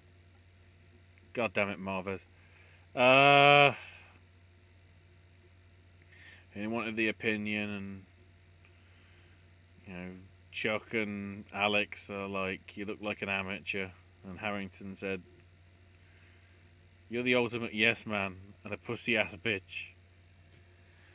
And Harrington went, "You've never been in a proper fight. Hell, I could kick your ass." So whether it seems like that's building to a match. Maybe on Dynamite, maybe on Dark, who knows? I say it's gonna happen. Except then Colt Cabana pops in for his opinion on it. You fulfilling the quota of being on every episode. Of course. Kenny Why wouldn't runs. you be? Kenny runs after him, and that's it. Yes. Done.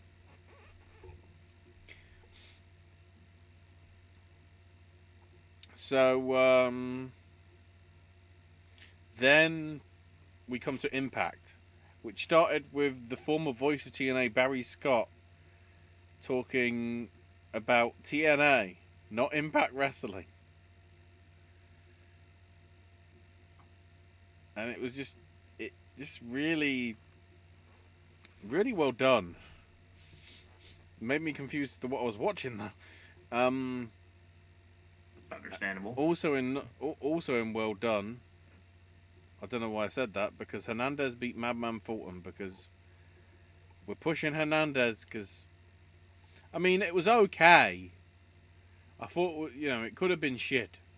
It was okay. It wasn't good. It wasn't great. It was just okay. It was there.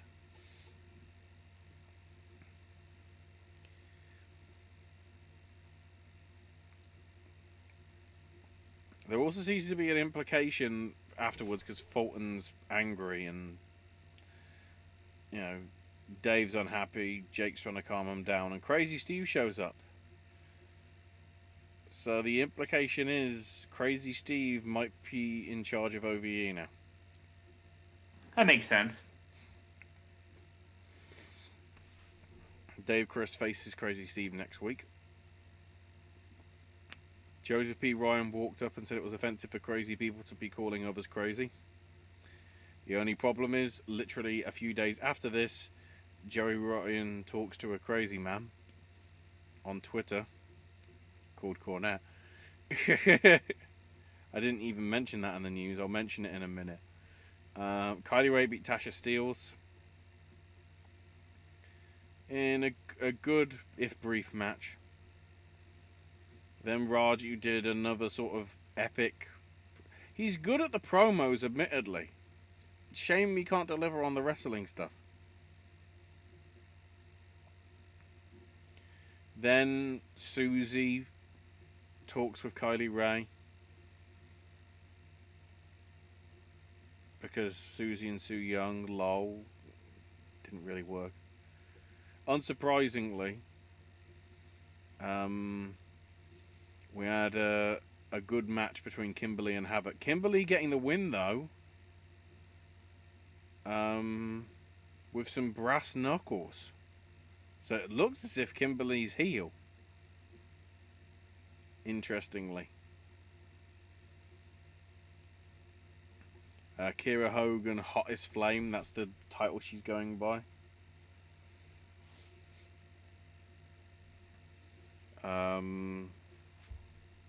Then we had locker room talk with Shamrock, which Elgin interrupted and gave a concerto to Shamrock because reasons. Trey Miguel beat Rohit Raju because of course he did. That being said, it actually was a good match. So I guess Rohit has got better. But then, of course, he did the Christian fit afterwards. Being anger. Then Cody Deaner's doing his quarantine. Spelt Kwaranteen. Basically, he's doing lots of random stuff. Tried to wrestle a tree. Tried to wrestle Invisible Man. Doing DDP yoga. By the way, the Invisible Man's going to Mexico. Yep, I saw that today. Yes, Invisible Man going to Mexico. Then we're back in Canada for the North.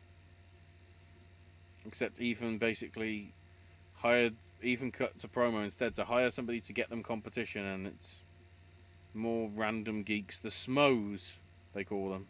They're not the Joes. They're the Joe Smos or something. Paige is just having a laugh, and it's interesting. We're already teasing dissent because Josh Alexander's like, I want a proper opponent. I don't want these rubbish people. There's still a lot of sort of funny stuff. Because apparently one of them was unconscious, so basically they did a Weekend at Bernie's match and had the unconscious person sort of take the pinfall. Rosemary's looking at her tarots, talking to people. Johnny Bravo walked up. Just interesting little stuff there. Tidbits.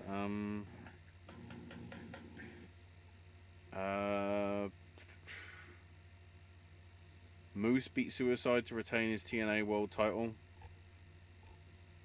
in a pretty good match, admittedly, because it doesn't make sense when you look at it on paper, but it was pretty solid. So next week, we're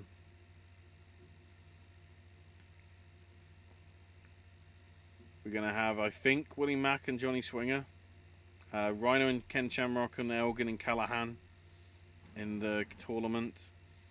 XXXL versus Falabar and TJP, with the winners becoming the next contenders for the North. So I guess that's XXXL winning then, if that's even happening.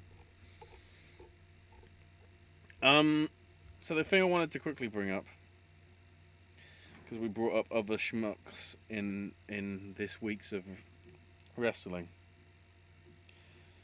Good old DJ Hyde. Tell me you heard about this, Owen. Of course I did. Lufisto's comment she made on... Yeah, I know what you mean. CZW this week put out, I think as a VOD on their service, CZW Girls with a Z. It's like Halloween Horror Nights Hollywood. Cat fights, curvaceous women, top heavy. All these weird sort of like, as if we're appealing to the American Pie generation as in 20 years ago.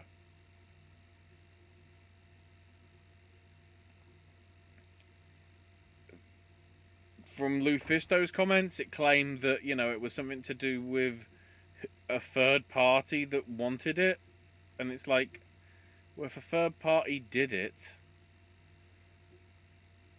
why isn't it involving the third party's site or anything? It's just on your site and you're seen as the operators, so DJ's being desperate. I'd have thought with all the costs it cost him to probably get all the stuff anyway, he's probably just doing alright with saving money at the minute. And making money off other stuff, you'd have thought, but no. NWA Power. Because we had one this week. Basically, it was supposed to be the go-home show for the Crockett Cup, but obviously that isn't happening.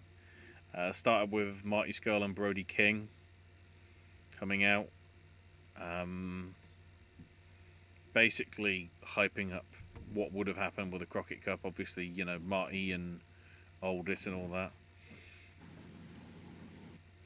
Then Rock and Roll Express beat Shooter Stevens and the Question Mark in a pretty good comedy match, in all admittedly. Question Mark Jr. collapsed out of breath when he was running around the ring. And so Stevens got angry and Gibson shoved Stevens and Morton rolled him up for the 3 count. So pretty smart. Melina wants a shot at the NWA Women's title. And then Allysin Kay doesn't deserve a shot because she lost it and then lost her rematch. And then Alison Kay came out and said, Thunder Rosa beats me fair and square. And because you, Melina, ruined my match, I want you at the Crockett Cup. And Thunder Rosa basically said the interference had nothing to do with her losing and didn't need help to become champ. So the idea is it was going to be Thunder Rosa, Alison Kay, and Melina in a triple threat. It would have been an interesting one. Tim Storm beat Jax Dane in an ODQ, which was okay. Storm was really good as the babyface, but it didn't really it wasn't anything that stood out like as if it warranted an ODQ other than some stuff happened. Tasha Steelz beat Ashley Vox and Marty Bell in a triple threat. That's of course interesting. Tasha Steelz, an interesting prospect for not NWA anymore. They poached her at the right time then. Then Eddie Kingston came out with Eli Drake and James Storm. He's worried about homicide and don't disrespect him because he doesn't disrespect the fans, and it really got over how Kingston was upset because they sort of gave him a babyface reply and whatever.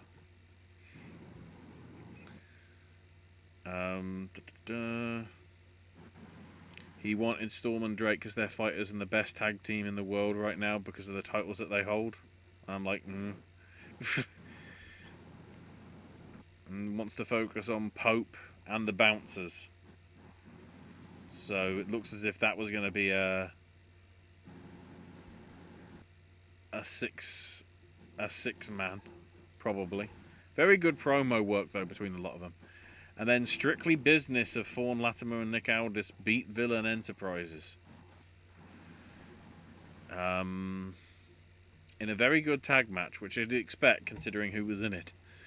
Ben Corgan was back, basically saying the roster is too talented and the fans are too supportive for them to fold the NWA right now.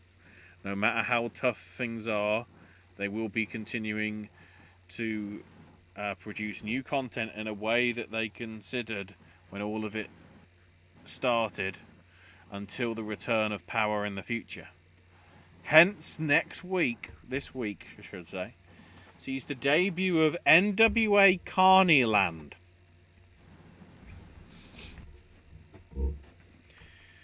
He can't tell us what it's all about because it's too hard to describe.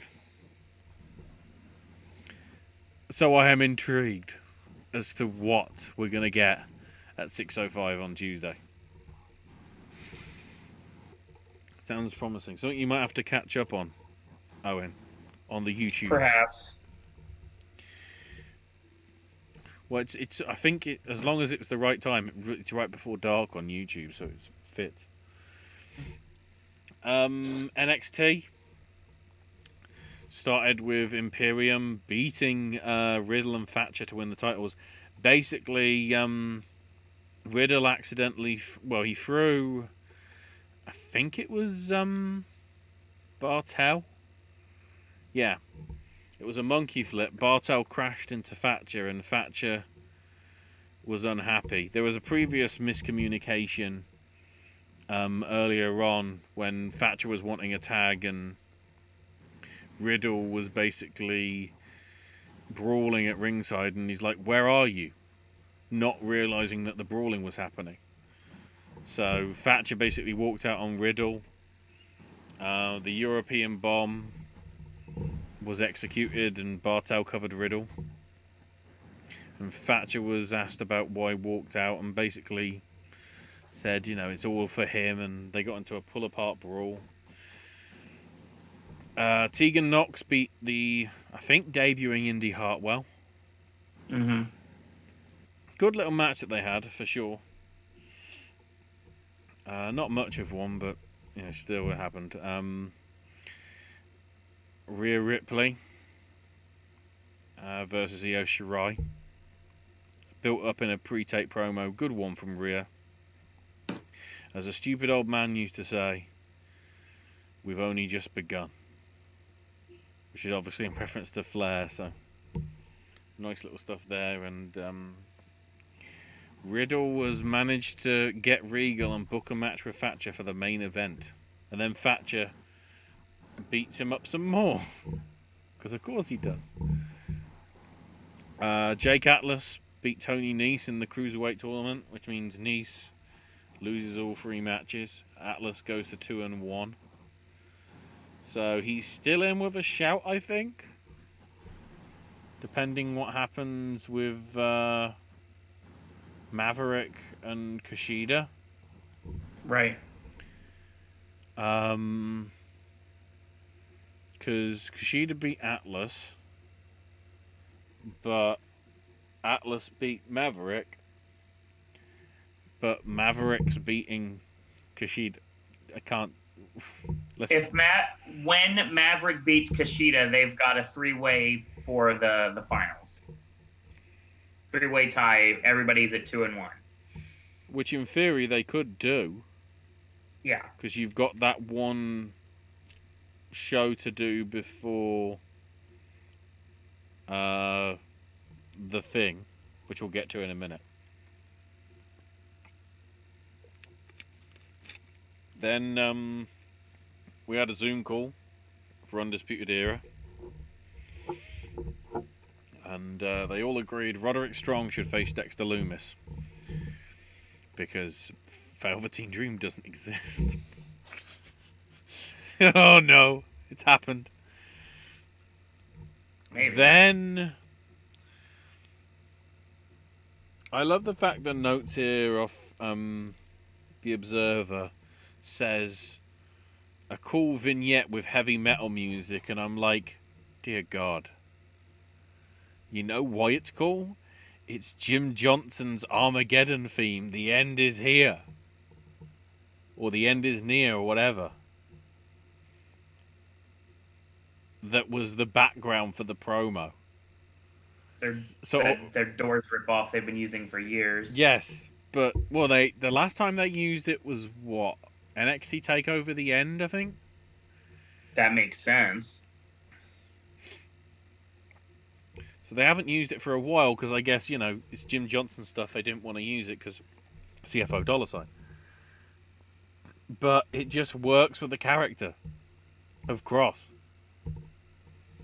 Then there was a nice little Dakota Kai and Raquel Gonzalez sort of vignette thing. Talk with them. Then Swerve's being cocky in a promo. With Gallagher at the losing record that Gallagher has. Then DX are in the gorilla position. Michaels with the bandana face mask. And then Road Dogg with just an actual face mask. Which is the first time I think they've acknowledged it anywhere in this company. Nobody's had a face mask until this random clip here. So they were basically talking about how this past Thursday, May the 14th, was the 25th anniversary of In Your House. And the infamous Hogpen match. And all that. So, because everybody's staying in their house, June 7th, on not pay-per-view, NXT TakeOver In Your House.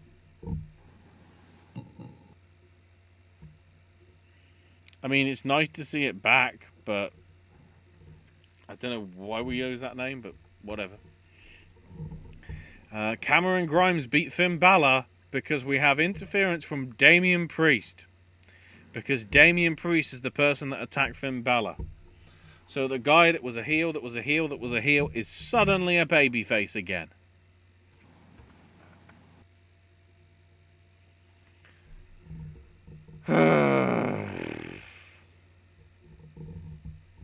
Great. And then, to prove he shouldn't have been so cocky, Swerve lost to Jack Gallagher. Which means next week is interesting.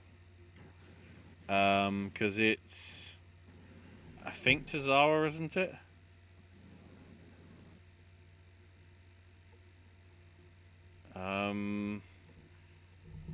Tozawa versus Phantasma, which by default means whoever wins that wins the group. Even Phantasma, because he's 1-on-1, he wouldn't be out, because on head-to-head he'd have a better performance because he beat Tozawa.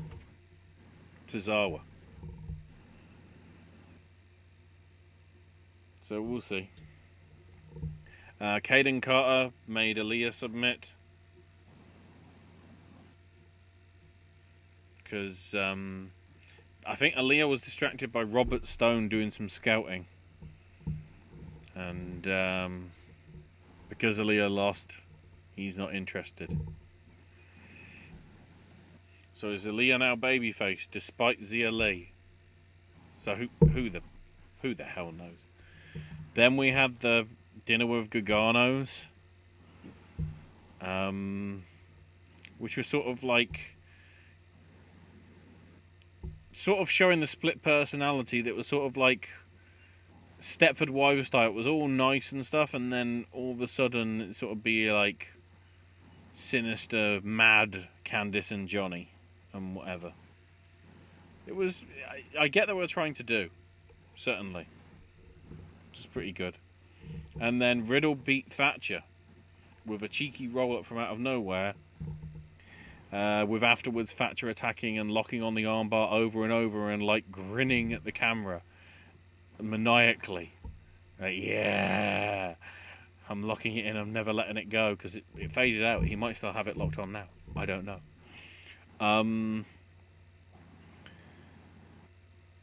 The great thing was Riddle and Thatcher was... I mean, the notes say here blood sport, but it's something akin to what you'd have probably seen between them in Progress or WXW. Which, from a WWE branded show, even though it's NXT, is amazing. Which is probably why it works so well. Now, we jump to Owen paying attention again because Dynamite's on. Before we get started, Ashley, I want to mention it. Yeah. Mm-hmm.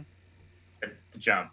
I talked about my new apparently Wrestle Crush on Danny Jordan, but I want to talk about something that I saw on this episode of Dynamite that I appreciate greatly, and that's Colt Cabana wearing a Hatchet Man jersey. Wearing a Psychopathic Records jersey. So kudos to Colt Cabana for doing that. He's all over that.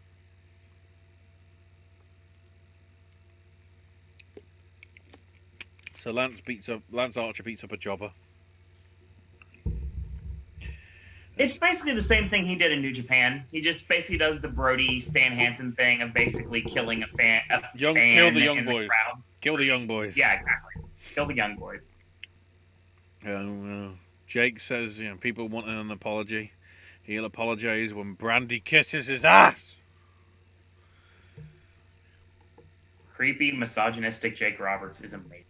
Yeah, when you step into the ring and the ringside area, you enter our world. You enter a book where they are the authors of pain. No. Yeah. As far as he's concerned, women are good at home wiping babies' butts, and it's like, oh god, it's only good when Kaufman does it. Seriously.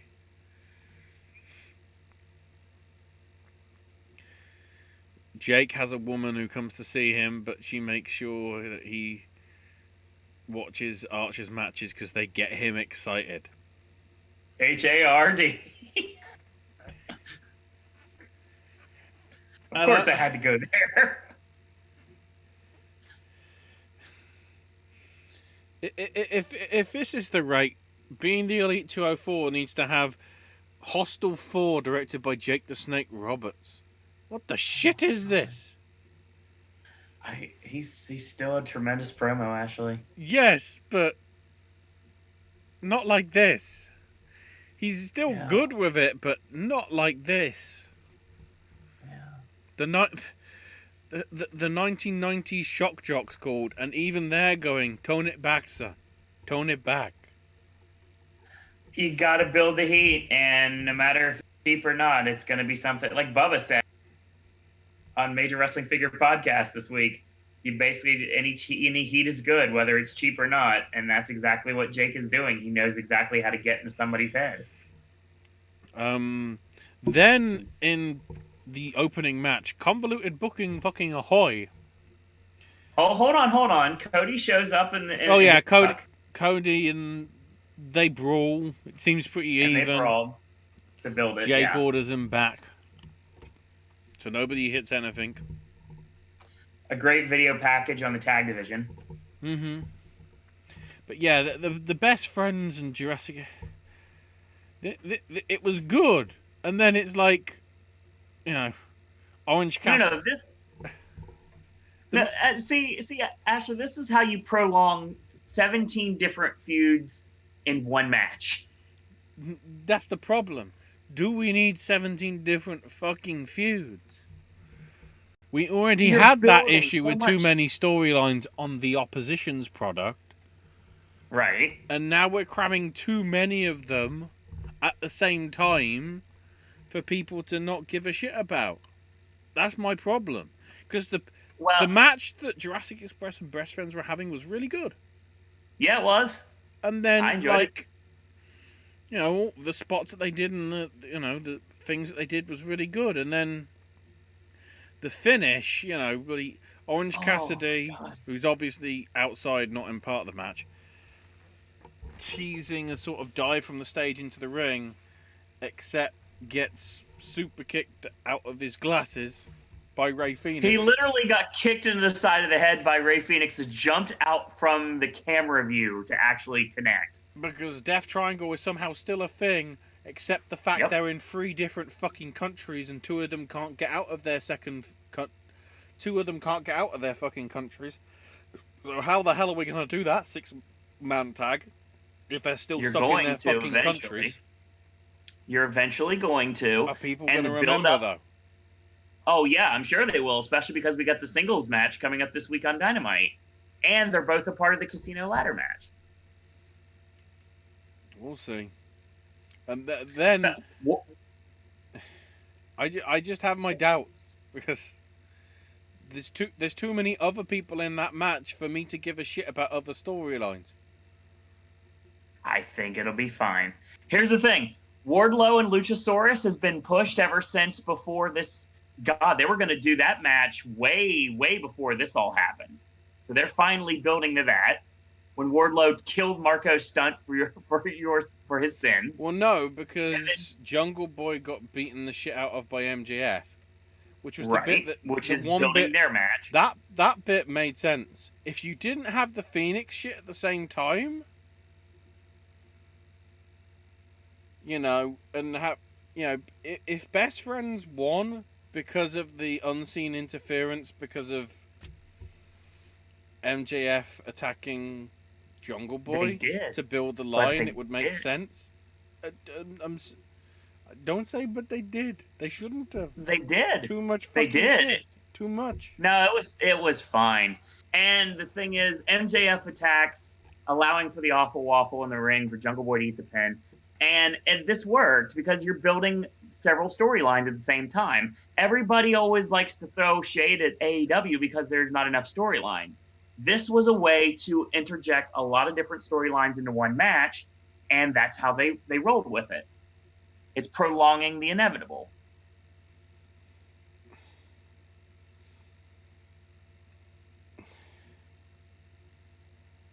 I just... There was a lot going on at once. I can understand that. That I think is the problem. When we have too much going on at once anyway with the other company and what we're trying to compare it to. You got to build. You still got to build the pay-per-view too, and that's the thing that they have to do in a very short amount of time. So they only have 2 weeks. Everybody's in that stuff so far, which we'll get to at the end of this AEW talk. Everybody already in that has got grudges with other people anyway over the past year. Yes. In some shape or form. So it didn't like extra incentive to. There didn't. If you remember back to classic Money in the Banks back in the day, they didn't really say, "Oh, Shelton Benjamin hates Matt Hardy." No. And whatever. Some the type of match sometimes doesn't need it. Speaking of not need it, Alex Marvez tries to interview Jon Moxley. He's still on the payroll? Yeah. Apparently. Then a mixed bag of a four-way.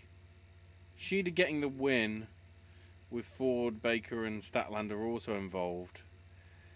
But some of those moves were going to be featuring Botchamania. It was fine. It's the first time we saw... Some of them look sloppy. The Poison Rana did. Poison Rana was the biggest problem in that match. But, I mean, obviously Britt took out Chris Statlander with a lockjaw on the floor, leading to them not being involved in the finish, with Shida hitting the running knee strike and getting the pin on Penelope Ford, making sense why Shida would get the win and move on to face Nyla Rose for the AEW Women's Championship on Saturday. That to me seemed obvious because they're not going to have Chris Statlander and Nyla Rose again. Britt Baker and Penelope Ford are heels, so they ain't going to do that because they don't want to do that because that's too easy. They don't have to do that, but it's an option because Nyla has been built up so much that, like I said earlier tonight, she can beat up both faces and heels, and it works for her character. She's still supposed to be a heel, though. Yeah, I know that. She's exactly the same as Britt Baker. She hates Tony Schiavone. So... And to be fair, Chris Statlander did not have a solid match with Nyla Rose because she wasn't feeling well. So, I mean, they need to give her another shot at Nyla somewhere down the line, too. Then good old Pineapple Pete. Shug D.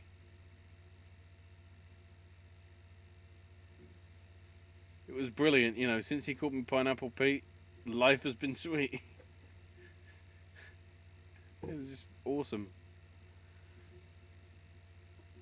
Then Omega's coming out for his match, gets jumped by Santana and Ortiz. Hardy comes out in Damascus mode. And they eventually get the win in a pretty good little match between them. Yeah, solid match. Top rope twist of fate, like an avalanche style twist of fate with the V-trigger in the finish. And it made sense because with Kenny and Matt losing last week, they had to go over this week. Mm-hmm. Then, once again, Taz trying to coach Darby Allin, saying, Cody beat you with a basic amateur wrestling move. Here's some tips. And Allen's reply was just like, wow. I know how Cody beat me. By the way, I placed third in the state of Idaho in amateur wrestling one year. And it's like, I know what a tilt is, and Taz like, well, I was not aware of that. Sorry about that. And I was like, he backpedals. So, like I said earlier tonight, everybody's thinking about Taz being the one that gets to coach Darby Allin. Well, can I try my option instead from earlier tonight? I think that works much better. Hikaru Shida, who was already good with her English, sounding a little better. Mm-hmm. Certainly not as broken as... Then again, when you listen to the way Shida talked, she didn't really speak too broken compared to Riho. Because, she learned from Harry Potter. She learned from Alan Rickman. Fuck yes. Except then Nyla Rose just hits her with a kendo stick because, lol, I'm a heel. Lol. I'm sorry, Ashley. If you're trying to build her like a monster, don't have her use weapons. And don't have her have one of the funniest lines in wrestling that I have heard in forever. I laughed out loud when I heard that statement that she made after that kendo stick shot. Well, the only bit I heard was the whole, I'm gonna give you something that you've been missing, and that was the kendo Yep. stick smack.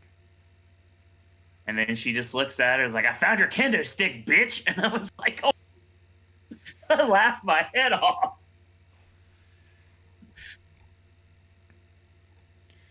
So next week, Cassidy and Phoenix, as you talked about as well. Yep. MJF beat Lee Johnson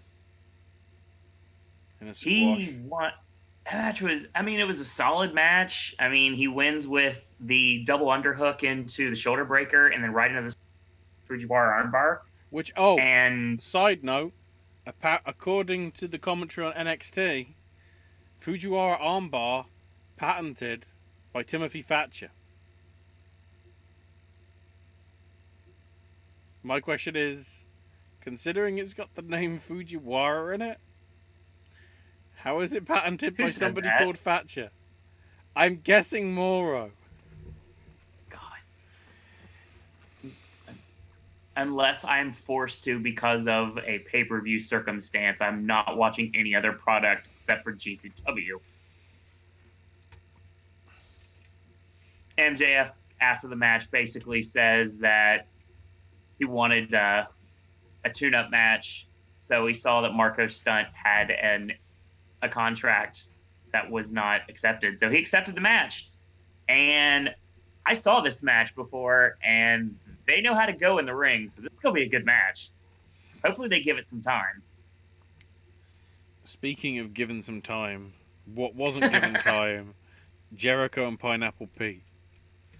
It was like a few strikes and elbows from Pete, and then Judas effect immediately, and that's it. Like, oh, thanks. Spelling death for anyone that gets hit with the Judas effect. I mean, it's been the most protected finisher in AEW without a question. Heck, it's actually protected in New Japan too. The thing about it is that this is exactly what it had to be. And do I think this is over? Honestly, no, I don't. I think Pineapple Pete will possibly stick around. Watch him get involved during the Stadium Stampede one way or another. Whoa. We're jumping ahead.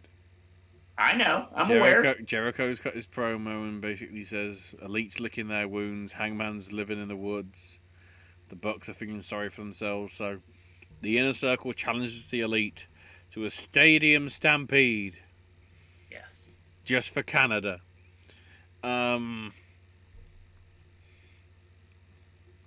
I don't know how it's going to differ from the street fight. Obviously, they're planning some shit. Yeah, but it already sort of went into the stadium previously, didn't it? Really? No, it didn't. It stopped right at where the green started for the AstroTurf.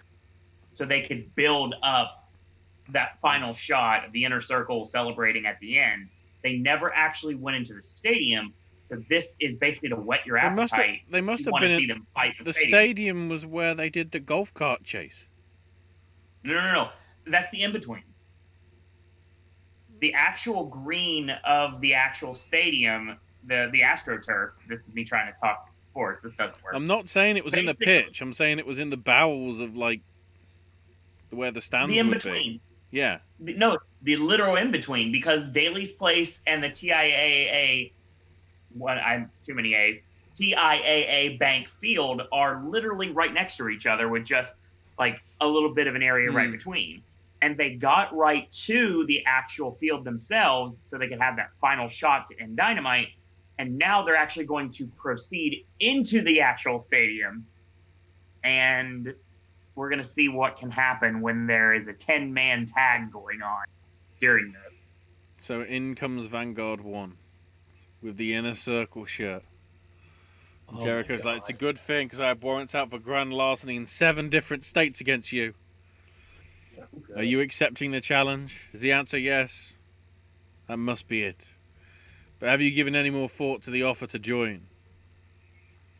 And I guess Vanguard said no somehow and said, well, the offer has now been rescinded because we've found our sixth member.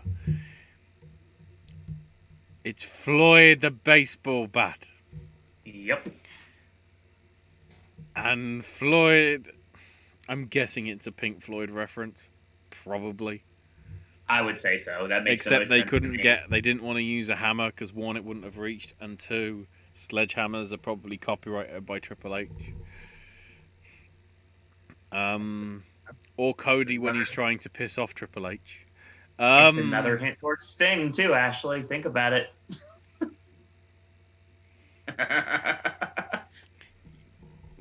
Put that thought in your head. Darby isn't the Elite.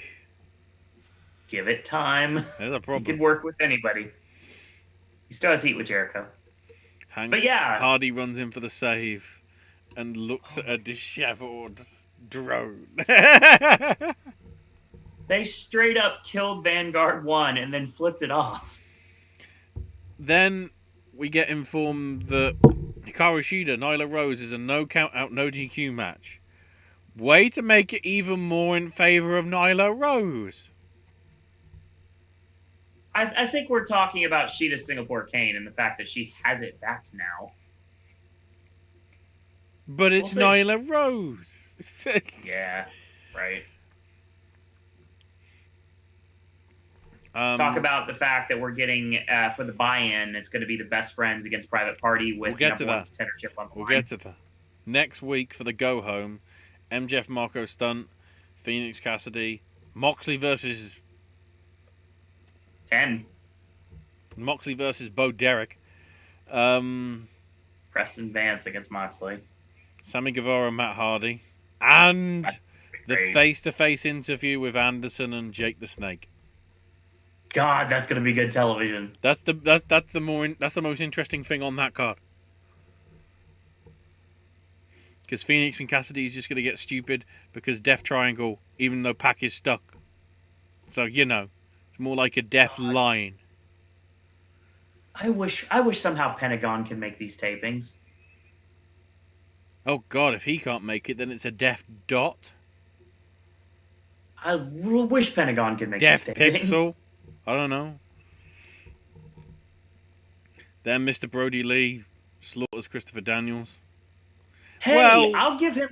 This match was good. Yeah, Daniels got in some offense, and he didn't. It wasn't a squash match, but when you looked at the card, Brody Lee was winning. Yeah, admittedly, you know, which goes to show you, Angel's Wings is a shit finisher if Brody Lee can kick out of it. The fact that he got him up for it was an amazing in its own right. Moxley then shows up, murders some masked member of the Order. Random indie workers in Dark Order masks. Except the Buddy Patrol. Bo Derek and Brody Lee. Of course. Who, for comedy purposes, Brody Lee is now Dudley Moore. Left the arena with Moxley's belt. And Moxley decides to destroy the arena. Or destroy at least the ringside part of the stage as we cut to black. So yeah, the current card as it stands for Double or Nothing is on the pre-show, Private Party and Best Friends in the Tag Team #1 Contenders match. So I would say we're looking at Best after the pay-per-view. Surely the evidence is there for Private Party to win, right? They've been pushing the Best Friends crazy, and they have of these shows. So I would say you might as well just go with it. Def Dot. Never forget Def Dot because it's not a triangle at the minute. I would put Trent and Chucky T over here if it were You've already dropped the seed that Private Party knows that Paige ordered the hit. Exactly. So you could still do that match without the tag belts on. No. Or you could have that match happen later on. MJF Jungle Boy on the main card. Britt Baker versus Chris Statlander. Yep. The Elite, which I'm guessing is all 4 of the Elite and Hardy versus the Inner Circle. Yep. Nyla Rose, Hikaru Shida in the no DQ, no count-out match. Cody versus Lance Archer to crown the inaugural TNT champion, which they'll get it off Mike Tyson. Yep. Because 1998 called.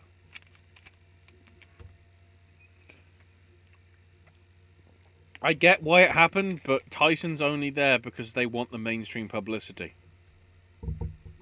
Works everywhere else. You might as well do it too. It didn't work with Gronk, did it? Nobody gave a shit about that. Him. Jon Moxley. Sorry, Dean Ambrose taking on Luke Harper. No. Dean Ambrose wins. Lol. Brody Lee gets buried. Lol. Because Brody Lee is Vince McMahon, and we have to fuck Vince McMahon because we are TNT. So here's the thing. They have built themselves in a tad bit of a corner here because you're gonna have Brody Lee lose his first match. But the thing is, he's losing his first match to the AEW World Champion. Yeah, but then he loses to everybody else that they bring over from WWE. Don't see that happening. Cody's gonna beat him. I'd like to see. I mean, the thing is now, Cody is going to lose. Hypothetically speaking, the only option Cody has left is a tag title run. Because think about it this way: he lost his chance of going after the world title. He can never go after it. He's going to lose to Lance Archer, which means he can still contend for it. So the storyline will probably get shifted to Darby after Darby wins the casino chip, which makes perfect sense if they go in that direction, which we'll get to that in a second.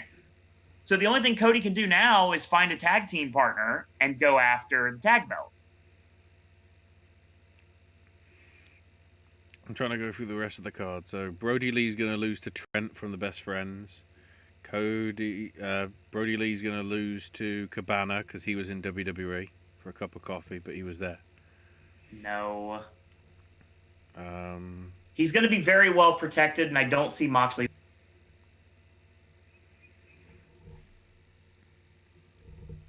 And then the most important one, the casino chip ladder match.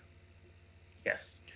Because I still remember last week you said six, and I said there's going to be more than 6. I am correct. Yeah, but because it's randomly 9. Can't there be 10, please? No, we can't have 10 because we already have a guy named 10. He could be in it though. No. 10 could be 10. No.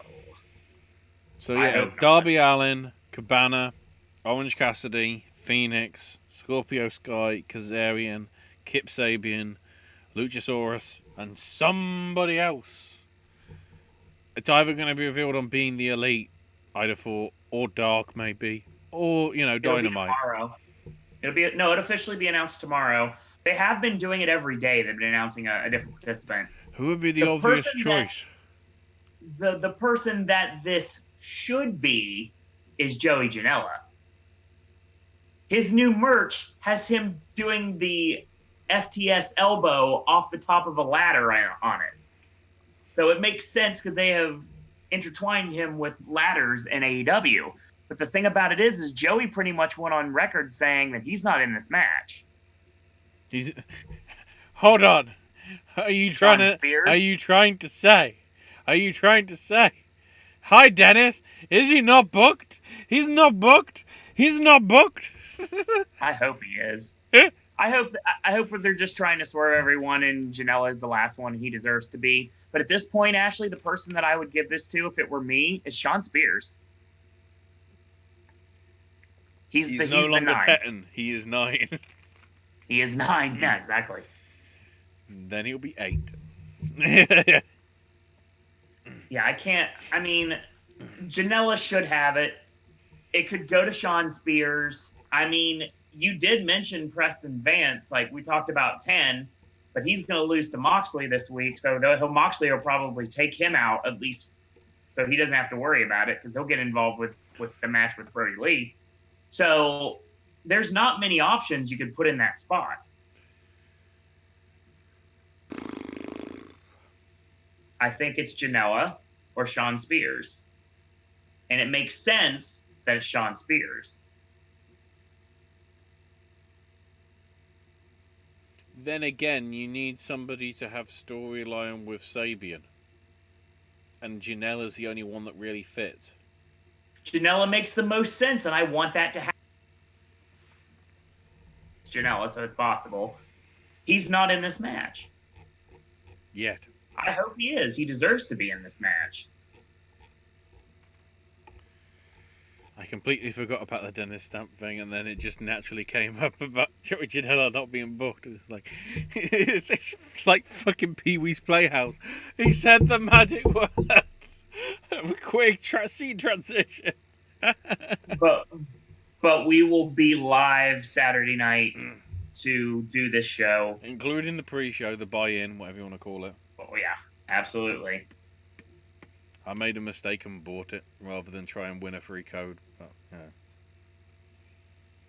I'm still trying to win a free code. We'll see what happens. I got followed by Fight TV. That's half the battle. So maybe that's a good sign. So SmackDown. Back to this. Miz TV is about to start, and then Otis sort of interrupts, and they sort of make fun about how there's like food in the briefcase and whatever, and says that isn't what happened. That isn't what it should be about. And the really nice thing that I liked is like, Otis, get Tucker. You're having a tag match with us later.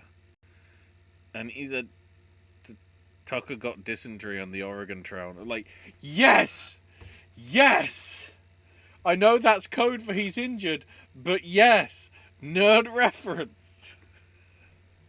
I approve of this.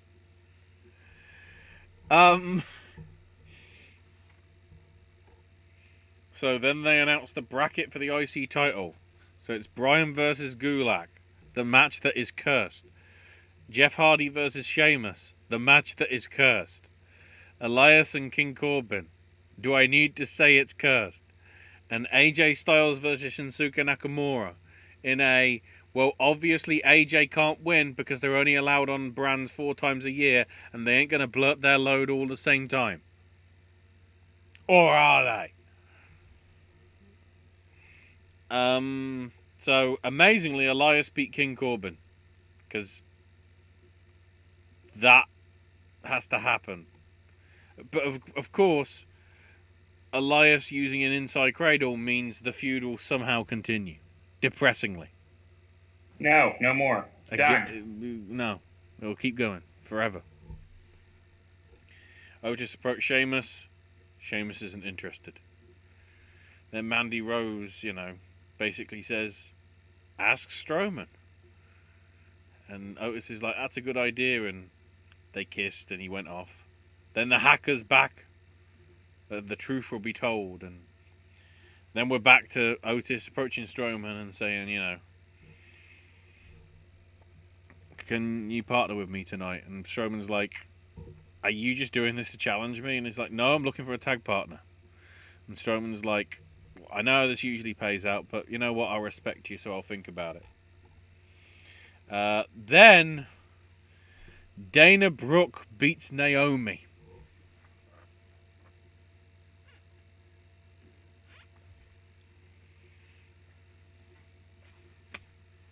I don't know what to say. That shouldn't have happened. Naomi's getting buried already. Then Charlotte's out. Fox wanted Flair on SmackDown. No, they didn't.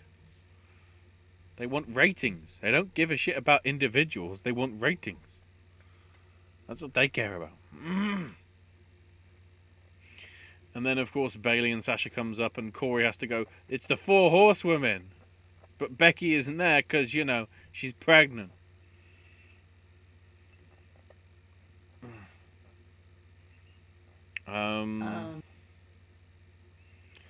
So there's sort of like they do the good thing to build up the hype between Bayley and Charlotte, which is what we're getting next Friday on SmackDown.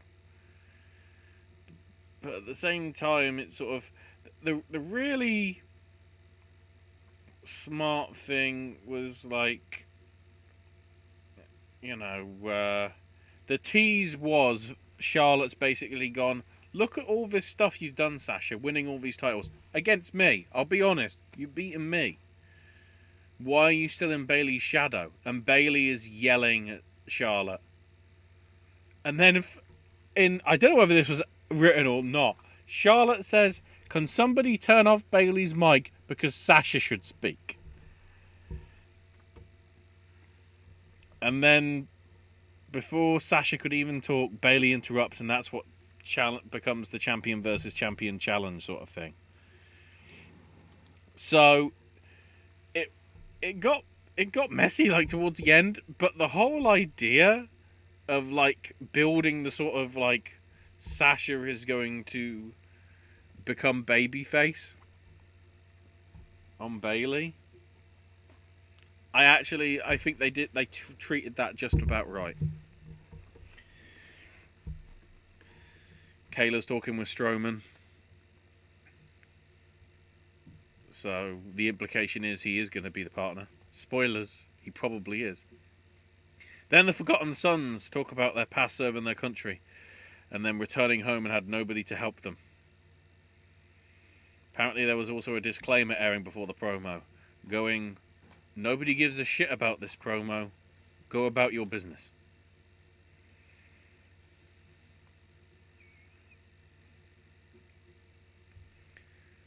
Because I'm going, nobody helped you.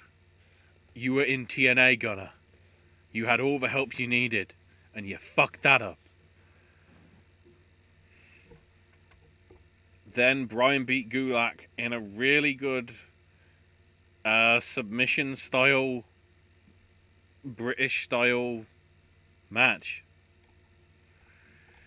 Not really any sort of strikes or anything. It was like, it was blood sport. It was blood sport. Bryan also winning with a knee bar. Not like, you know, the crossface or anything. Just like a generic knee bar. And little did we know, that is the possible last we'll ever see of Drew Gulak in WWE.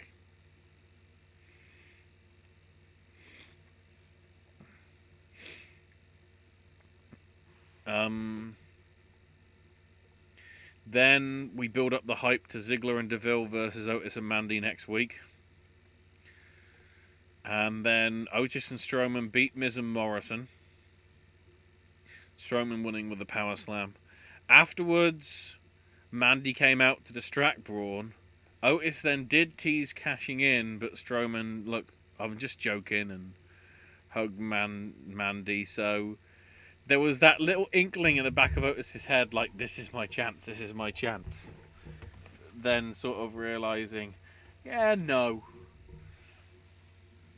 If this all turns into somehow Rose and Otis being heelish because he actually somehow successfully cashes in, despite there being other heels as well, something's got to happen. Something's got to go down where it's not going to be shit. I don't know. 205 Live actually happened this week. Holy shit. It's back on after not happening. Tyler Breeze beat Tahuti Miles in a solid sort of showcase, really, of Breeze. Tahuti sort of got some offense in as well. Also, it was weird because Corey Graves and Byron Saxton were doing commentary. Which I don't know whether that's a combination that's going to work in the long run. We'll see if it does, depending what happens. And then Jack Gallagher beat Tony Nese in a very well worked match between the two of them, because obviously, you know, Nese is 0-3 and Gallagher was, admittedly, he did get the win against Swerve, but you know, it wasn't a great performance from Gallagher either. So all in all, it was a solid 205 Live. We had two good matches. Main event. So the one from last week, R-Truth beat Cal Bloom, and Kairi Sane beat Ruby Riott. In some, well, the Truth Bloom match felt more like a squash match rather than anything substantial. The Kairi Ruby one put both over, but obviously is putting Ruby over less so. Further followed on by the fact that Bianca Belair beat her on this week's show. In still a good match. Riot's putting over these people pretty well. It's just a shame Ruby can't win anything. The depressing match, though, of the week, Owen. Jinder Mahal against, yes, he's back, Denzel DeJournette. God. Except Denzel's looked impressive. And then Jinder's there. And somehow the match goes 6 minutes. And it just felt like, if you want him to sort of look good, have Denzel not get squashed. Have him sort of eke out. If he's somebody that you clearly rate, like Austin Theory, that you put them on, you know, any form of WWE programming for the last, 8 weeks? Denzel's been pretty much on one show or the other for the last 8 weeks, hasn't he? Pretty much. Yeah, be it NXT like or SmackDown or Raw. So, I don't know. On the MLW front, I think there was only one match as part of last week's show. They had some sort of random antics and video stuff and whatever. Dan Lambert's apparently filed a lawsuit against Low-Key and MLW.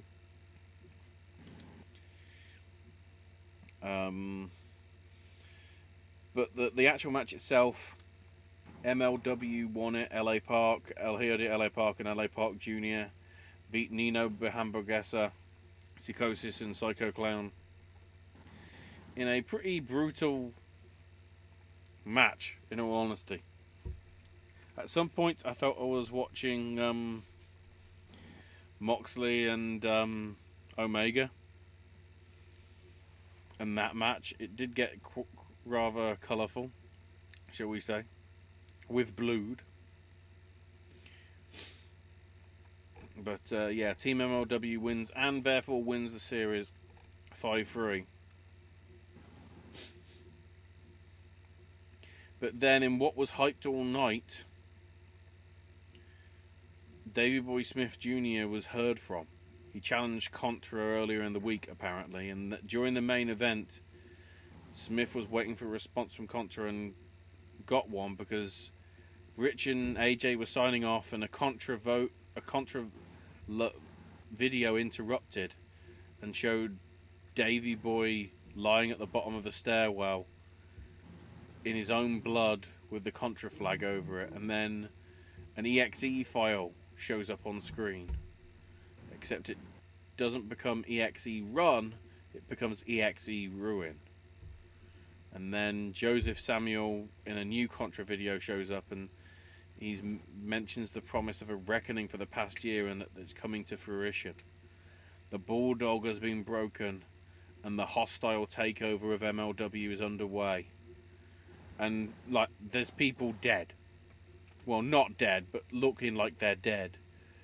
Backstage at where MLW is going to be, and Contra members beating down other people. The days of Fusion and MLW are over. MLW will be rebuilt in the new darkness, and a new season of violence and terror begins tonight. Which seems ominous. Except this week it was followed by MLW Anthology. Here's some old matches from 2002 of LA Park.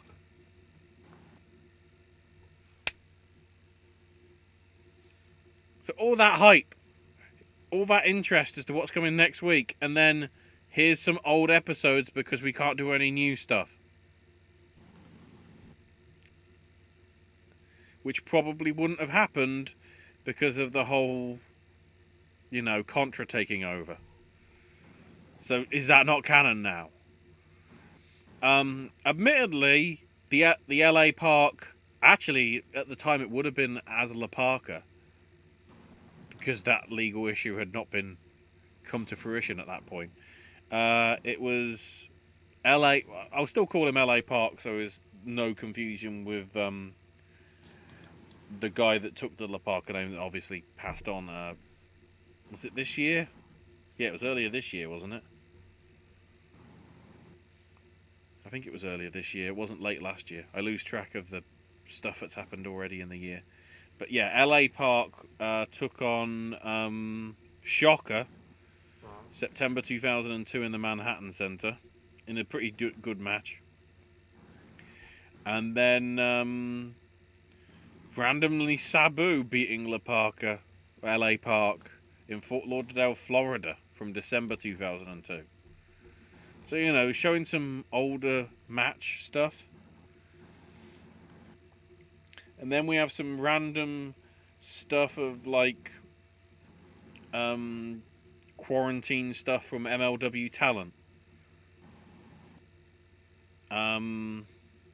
Which randomly finished with LA Park telling Contra to go fuck their mothers. Which, considering after what they aired the previous week, I don't know. Next week's anthology is going to be featuring Mance Warner.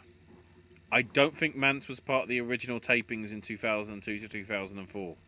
So if anything, it's just going to be stuff that if you've been watching the Fusion stuff over the past couple of years, you probably will have seen again, but, support the product and all that. Right.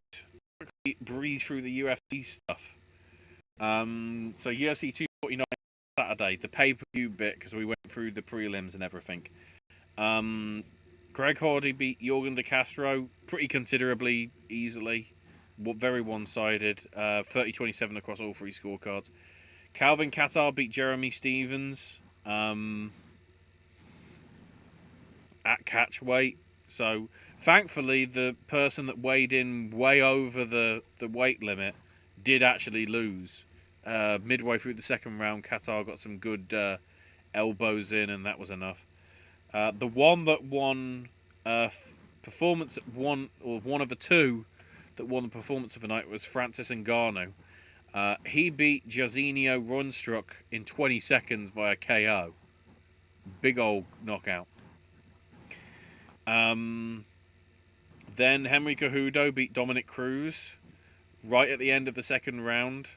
Dominic Cruz was in a bad way, and the fight should have probably finished earlier, but Cruz was given enough time to seemingly come back and be in shape, and then the referee stopped it, which Cruz certainly wasn't happy about.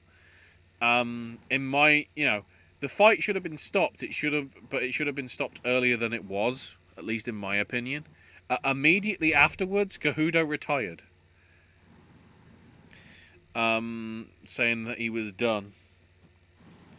There's a lot of people, including Dana, that believes he's doing this to try and get more money, which is, his right and everything, but we'll see what happens. And then the interesting one, with all the hype and everything, Justin Gaethje beats Tony Ferguson for the interim lightweight championship. So at the 7th time of asking, the Tony Ferguson-Habib fight isn't going to happen because Tony Ferguson doesn't have the belt. He certainly wasn't happy. Gaethje was really sort of all over Ferguson, certainly within the latter rounds, the third and the fourth, and eventually when it ended in the towards the end of the fifth round, the fifth and final. So, but yeah, Ferguson-Khabib they've tried to do it at least 6, and it would have been 7 times had Ferguson won. And it seems like the match we'll never get to see.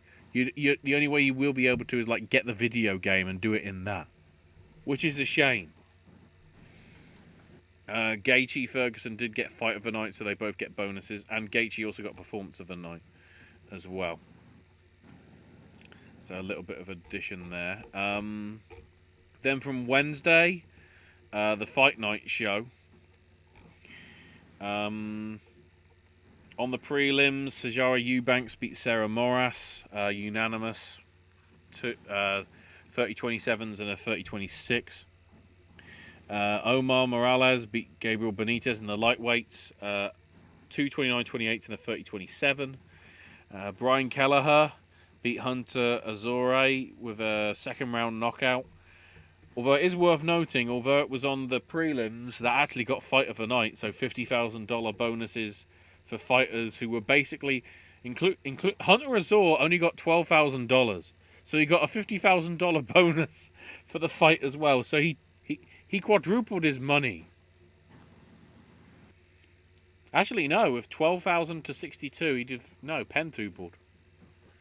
He's getting a lot of money. That's what we need to know. Chase Sherman beat Isaac Villanueva with a second round TKO in the heavyweights, also on the prelims. On the main card, Thiago Marces beat Michael Johnson in the lightweights with a straight footlock submission very early on in the second round. That's a submission you don't often see. So that's an interesting one. Andrei Arlovsky beat Philip Lins, 2 30-27s and a 29-28. Probably fair decision. An interesting one. Ricky Simon beating Ray Borg on a split decision. All 29-28s, but obviously 2 of them were in favour of Simon. I can certainly see why it was either way, but it probably was just, you could have just edged it to Simon, I would argue. Drew Dober beat Alexander Hernandez with a late second round TKO. That was enough to get him a performance of the night bonus. Ben Waffrell beat Oven St. Preux. Another split decision, 29-28 across all 3 judges, but 2-1 in favour of Rothwell. That's an interesting one. That's one that I just about saw saying. I can see why it was given 2 rounds to 1 to Rothwell, but I can certainly see it. It wasn't like it was an obvious sort of. All the 3 judges should have given it 29-28 to Rothwell. And then Glover Teixeira beating Anthony Smith early on in the final round of the 5 with some TKO punches causing the TKO. Teixeira also got a performance of the night bonus for that one as well. And then this Saturday, the big one. So one of the details, interestingly, behind this one, Uriah Faber weighed in on Friday for the possibility of facing Marlon Vera. Vera was due to and did eventually face Song Yadong. But the idea is Song Yadong weighed in, but there was the possibility that he might not have been able to fight because of visa issues, because the Chinese fighters couldn't sort of fight somehow, which was weird.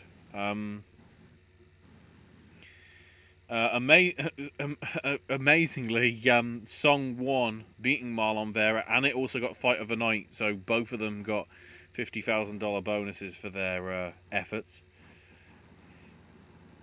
And then the performance of the nights actually both went to the undercards. I'll get to them when I get to them, which I'll bring up. Rodrigo Nascimento beat Dante Maez in the heavyweight division with a rear naked choke close to midway through the second round in that one. Courtney Casey got the first performance of the night bonus with her armbar submission midway to, close to the final minute or so of the third round. The first round. On Mara Romero Barella. Then a couple of featherweight bouts back to back. Nate Landwehr beat Darren Elkins unanimous decision, 2 30-27s and the 29-28. And then Giga Chikadze beating Irvin Rivera. A pretty comprehensive one, 2 30-27s and a 30-26 from the judges there. Then Kevin Holland beating Anthony Hernandez within about 40 seconds with a TKO in the middleweight. And then Miguel Baeza, who got the second performance bonus of the night, beating Matt Brown 18 seconds into the second round with some TKO punches and all that. The main card itself, as I previously mentioned, Song Yadong and Marlon Vera with a unanimous decision win for Song. That opened the main card. Then Krzysztof Jotko beat Eric Anders in the middleweight decision. 2-29-28 and a 30-27. Unanimous. Then Dan Ige beating Edson Barboza. 29-28, 2-1 in favour of Ige. Same happened with the women's strawweight. 29-28 across all three. But Edge 2-1 in favour of Claudia Gadela over Angela Hill. And then the big one, the main event. Alistair Overeem, who was fighting at 39 years and 364 days, against Walt Harris. His first fight back since... I mean, did you see the press about Walt? Owen? What? Did you see the press about what happened with Walt? I did not.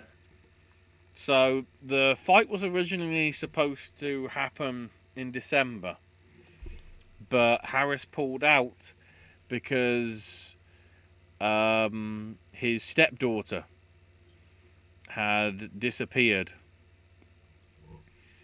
in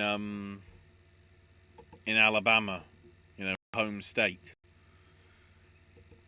It eventually came out. Basically, just going through the Wikipedia stuff here, at the end of October, his stepdaughter Anaya Blanchard was reported missing. They found evidence in her vehicle that they suspected foul play, and they wanted to get information. Rewards were offered, and then back in November, surveillance footage came out presenting the person suspected, that was later identified as Ibrahim Yazid, who is a repeat offender. He was captured as an out-of-state fugitive in Florida and then extradited back over to Alabama and was charged with first-degree kidnapping. Is still in jail without bond at the minute. They did then, towards the end of November, find the remains of a girl that they believed to be Blanchard in the neighbouring Macon County, which were identified a couple of days later. 2 other suspects were then arrested and charged with first-degree kidnapping and hindering prosecution. One of those 2 had the charges dropped with prejudice. Then the body found was confirmed to be Walt's stepdaughter, and the autopsy confirmed that she was killed by a gunshot wound. So then capital murder charges were filed against Yazid. The big thing is, the case was due to be heard, I think sometime if I can get the details, the preliminary hearing is June the 3rd, so it's like in a couple of weeks. And the big thing was Walt Harris fighting so soon to it, and obviously after what happened to his stepdaughter and whatever. The really good thing that came out of it is they've led to the creation of Anaya's Law, which is trying to reform the bail system in there in Alabama and other states, admittedly. The idea is basically violent offenders aren't allowed bond. It got passed in Alabama like 104-0 in the House of Representatives there. And the idea is that once it gets past law in Alabama, the idea is that they want it to be applicable to all the states of America, to make sure that crimes like this, don't happen. Or sorry, if crimes like this do happen, there's no chance of the people sort of getting out until they've at least gone to trial. Of which, of interest, by the way, the suspect they are seeking the death penalty for. The prosecutors are, at least, for Yazid.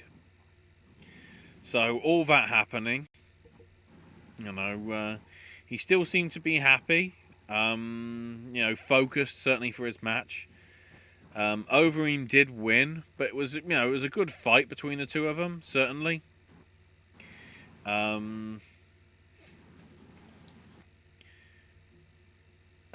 So yeah, midway through the second round, Overeem got the win. But it's good to see Walt back, considering everything that he's done to sort of try and help out sort of the family and other people affected by such cases. The next show, as they say, it was supposed to be sort of this weekend time, this Saturday, for the next fight night. That, however, has been delayed officially to the following week. The word is that that fight that card will be main evented by Tyron Woodley taking on Gilbert Burns in the welterweight division. The problem is we don't know where, because they've still yet to decide where. The same actually goes with UFC 250, which will be the week after that. We know a few of the people that are set to be on the card, but we don't actually know where it's going to be. So I guess we'll have more to report on that next week, hopefully, as to where those shows are happening. I'm hoping we get some news this week, because obviously if fighters are being told to, go somewhere, they're going to have enough notice. But either way, 3 hours means that we're running per usual as we did before. We talk too much about the news. That. We talk too much about the news. Yeah. But then the news is the more interesting stuff to talk about. That's the problem. True. But there you go. That's your lot for this week. Next week next week will be somewhat easier, because obviously we won't talk about Double or Nothing, because we'll have covered it the night before. Yep. So all that sort of stuff will be just, focused on with the second screen experience on Double or Nothing. But yeah, obviously we'll have more fallout from the Raw, SmackDown, and NXT tapings, the continuation of Impact's tournament, whatever MLW's doing with Mance Warner's anthology stuff. NWA Carneyland, the name just intrigues me enough to probably catch it. Plus, of course, all the dark and... Well, it'd be weird... I guess we might talk about Being the Elite and Dark and Dynamite during the pre-show / buy-in. I just think here the way honestly, I think at this point we'll do AEW on Saturday night for Double or Nothing, and then Sunday I was gonna say it makes you can cover the rest of it, and I'll just more sense take to the night off. Oh, okay. That would make the most sense to me. But what if there's important news? I'll discuss it later, I guess. So yeah, we'll. No, you do the show by yourself, and I just, if worst come to worst, I can chime in like later on or I something see. maybe. In that case, we'll do the reviews of the shows first, and then the news, so you actually chime in later on with Perhaps. bits and what things like that. That sounds better. So thanks everybody for watching this. There's Yep. more juicy content coming to the channel over the week. Yeah. More verses, more AJ. We do have an addition because we actually have movies about. Scoob! Yeah, Scoob is on there. I believe Capone's on there, and Scoob the that Wrong was Missy. Scoob that was supposed to come out here the same day as it did for you guys, and they didn't even bother. And all the marketing that I've seen has said Scoob coming May 15th because nobody's taken away anything. So when it didn't show up on any download services, people were like, where the shit is Scoob? And then when they saw the reviews, some people were like, thank God I didn't see Scoob. It's weird though how some people that I've seen on the reviews are somehow whimsical about the Scooby-Doo live action films that James Gunn made now, even though they were absolutely derided back in the day. Hindsight 2020, I guess, and all that.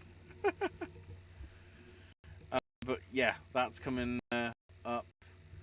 I'll probably have a snack stash done and do that, and then of course, God damn it,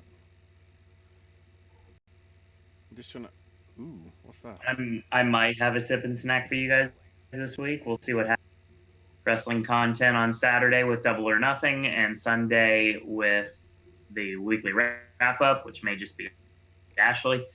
And is back with more verses this week as well. More Stephen King this week. So that's your show.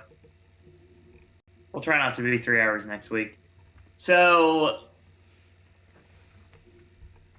follow Ashley on Twitter at AshesMyNameUK. Follow me on Twitter at SirOwenDisney. And as always, in a world where there are a billion wrestling podcasts, we're very pleased that once more tonight you have chosen a Popcast. I want to thank everyone for watching. Thanks everyone for listening. And until next week, boys and girls, that's all we're going to say about that. God bless you, Nick Bondage. God bless you.